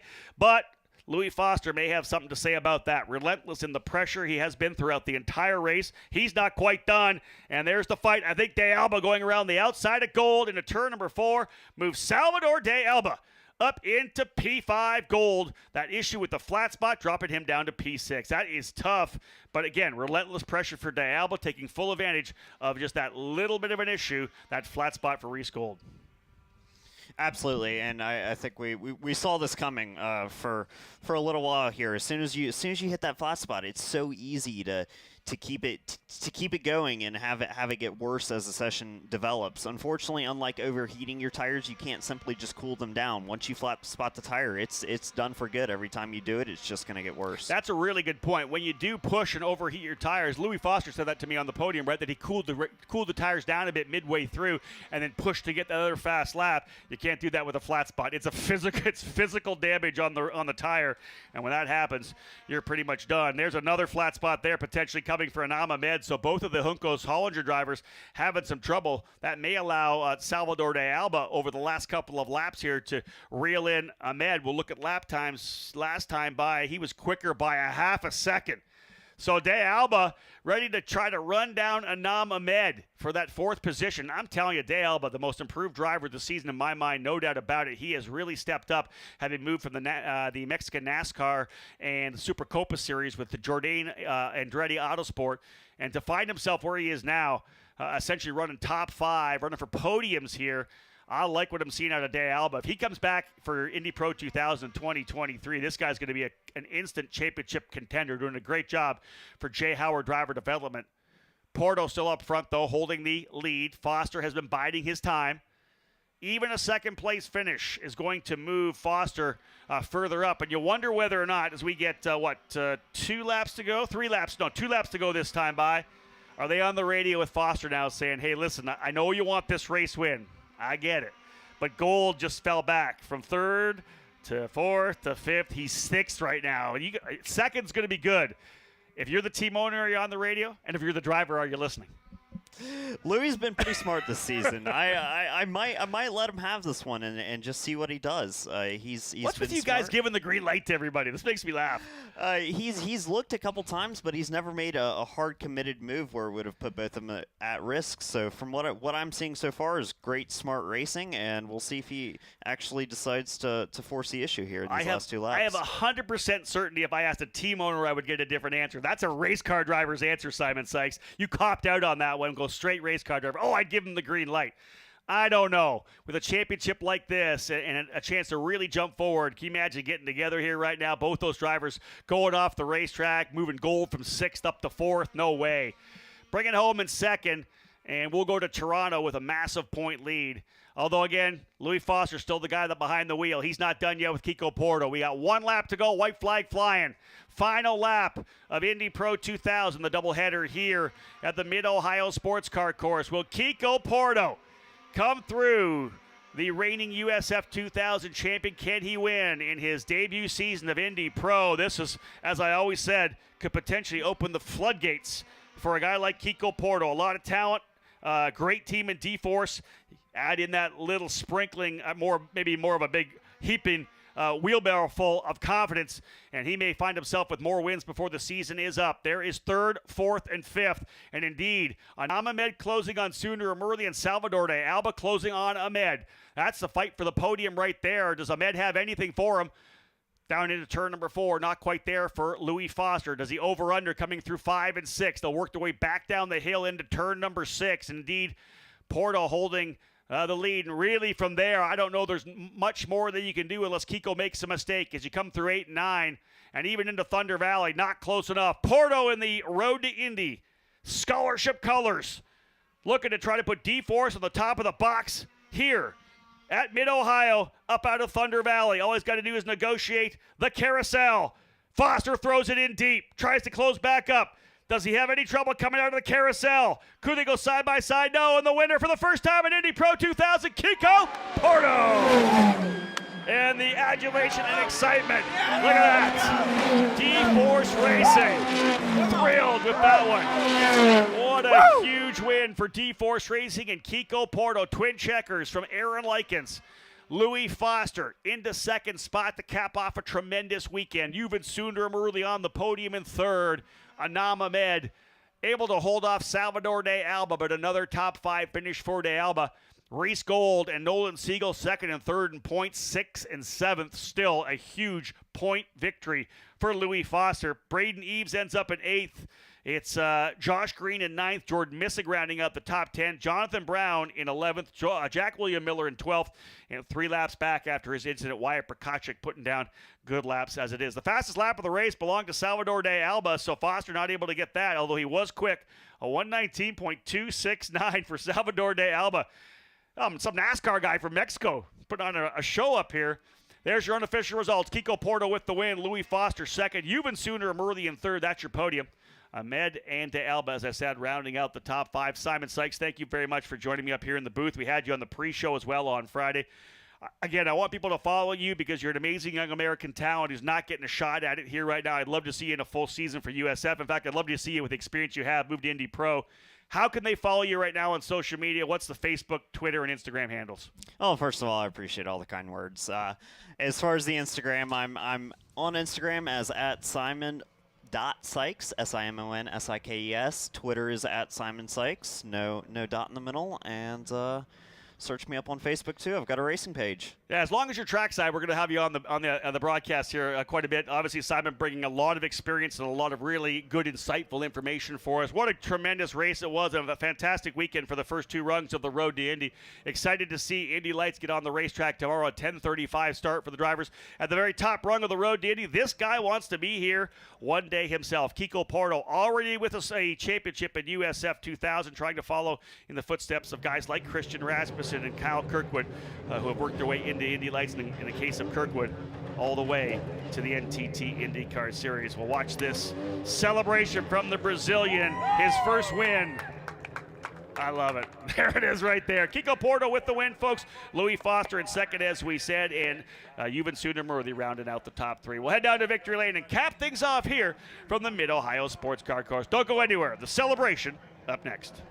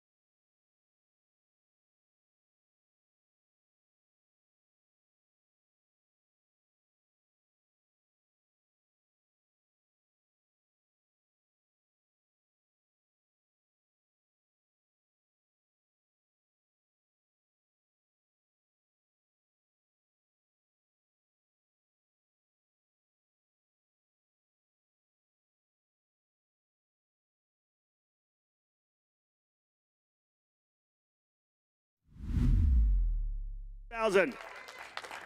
And to present him with his third place trophy, we have our guest from Cooper Tires coming to join us. Tim Steiner will present to Juven with his hardware for P3. Great drive for Juven, not really pressured, was able to get himself into the position, turning fantastic laps, and able to stay out of trouble and come home with another strong finish. A great season so far for Juven as he continues to find more and more speed. You look at the championship battle right now, he's got a bunch of wins here, and he won earlier today, but to get second with his primary competitors further behind him, another victory in terms of championship point-wise. Finishing in second for Exclusive Autosport, a round of applause for Louis Foster. And to bring him his second place trophy, again, one of our guests from Cooper Tires, Emerson Wells. Second place trophy here for Louis Foster. Emerson, thank you. And again, always great to see drivers come and get their first wins in a series. This particular driver had a number of them last year. Your reigning champion in the Cooper Tires USF2000 Championship. It's been a fight throughout the early part of the season, but he is now a race winner in Indy Pro 2000. Out of a round of applause, deserving of that kind of a run. The winner today for D-Force Racing, Kiko Porto! Kiko, congratulations. What a fantastic drive. The first win, always big to get. Just give me your emotions on that to start. Man, what a special moment for me. We had a difficult start of season, but a lot of work with me, D-Force, all the engineering, mechanics, and we never stopped believe this, you know? So that's just why the result comes with a lot of hard job. I want to say thank you for the team. It's like, what a special moment to be back to this, you know. So I will miss a lot this podium. This podium here, I grabbed the championship last year, so what a special moment to come back here and grab this win. Exactly. Listen, it was not easy either. You were pushed by the guy leading the points. Tell me a little bit about all the pressure you were feeling from Louis. Were there any mistakes at all, or did you just keep your head down? Louis was so fast during all the race, so I was trying to brake late, have a good exit, but some moment he had like even better exit than me all the time, and I was trying to defend in turn 4, and I think this repeat like 6 times, I don't know. But what a difficult race, 25 laps here with this pressure, it's not easy. Congratulations, get up on top. You were the winner at Mid-Ohio, ladies and gentlemen. His first win in Indy Pro 2000. Another round of applause for Kiko Porto. Let's bring in that first place trophy. Parker Wells helping me out. Parker, jump on top there with him. Get right up on top there with him. There you go. Parker Wells, one of our guests from Cooper, helping out. A fantastic drive for Kiko Porto, and you can hear it in his voice how important it is. He was able to win the championship last year here at Mid-Ohio. This is a special victory lane for the young Brazilian driver, and able to get that first victory, challenged for 25 straight laps by our current point leader, Louis Foster. That makes this win all the sweeter. Big one as well for Juven Sooner-Amurthy as he's able to get himself back onto the podium. The momentum continuing for the driver here from Wisconsin. But again, there is your international podium here in this program.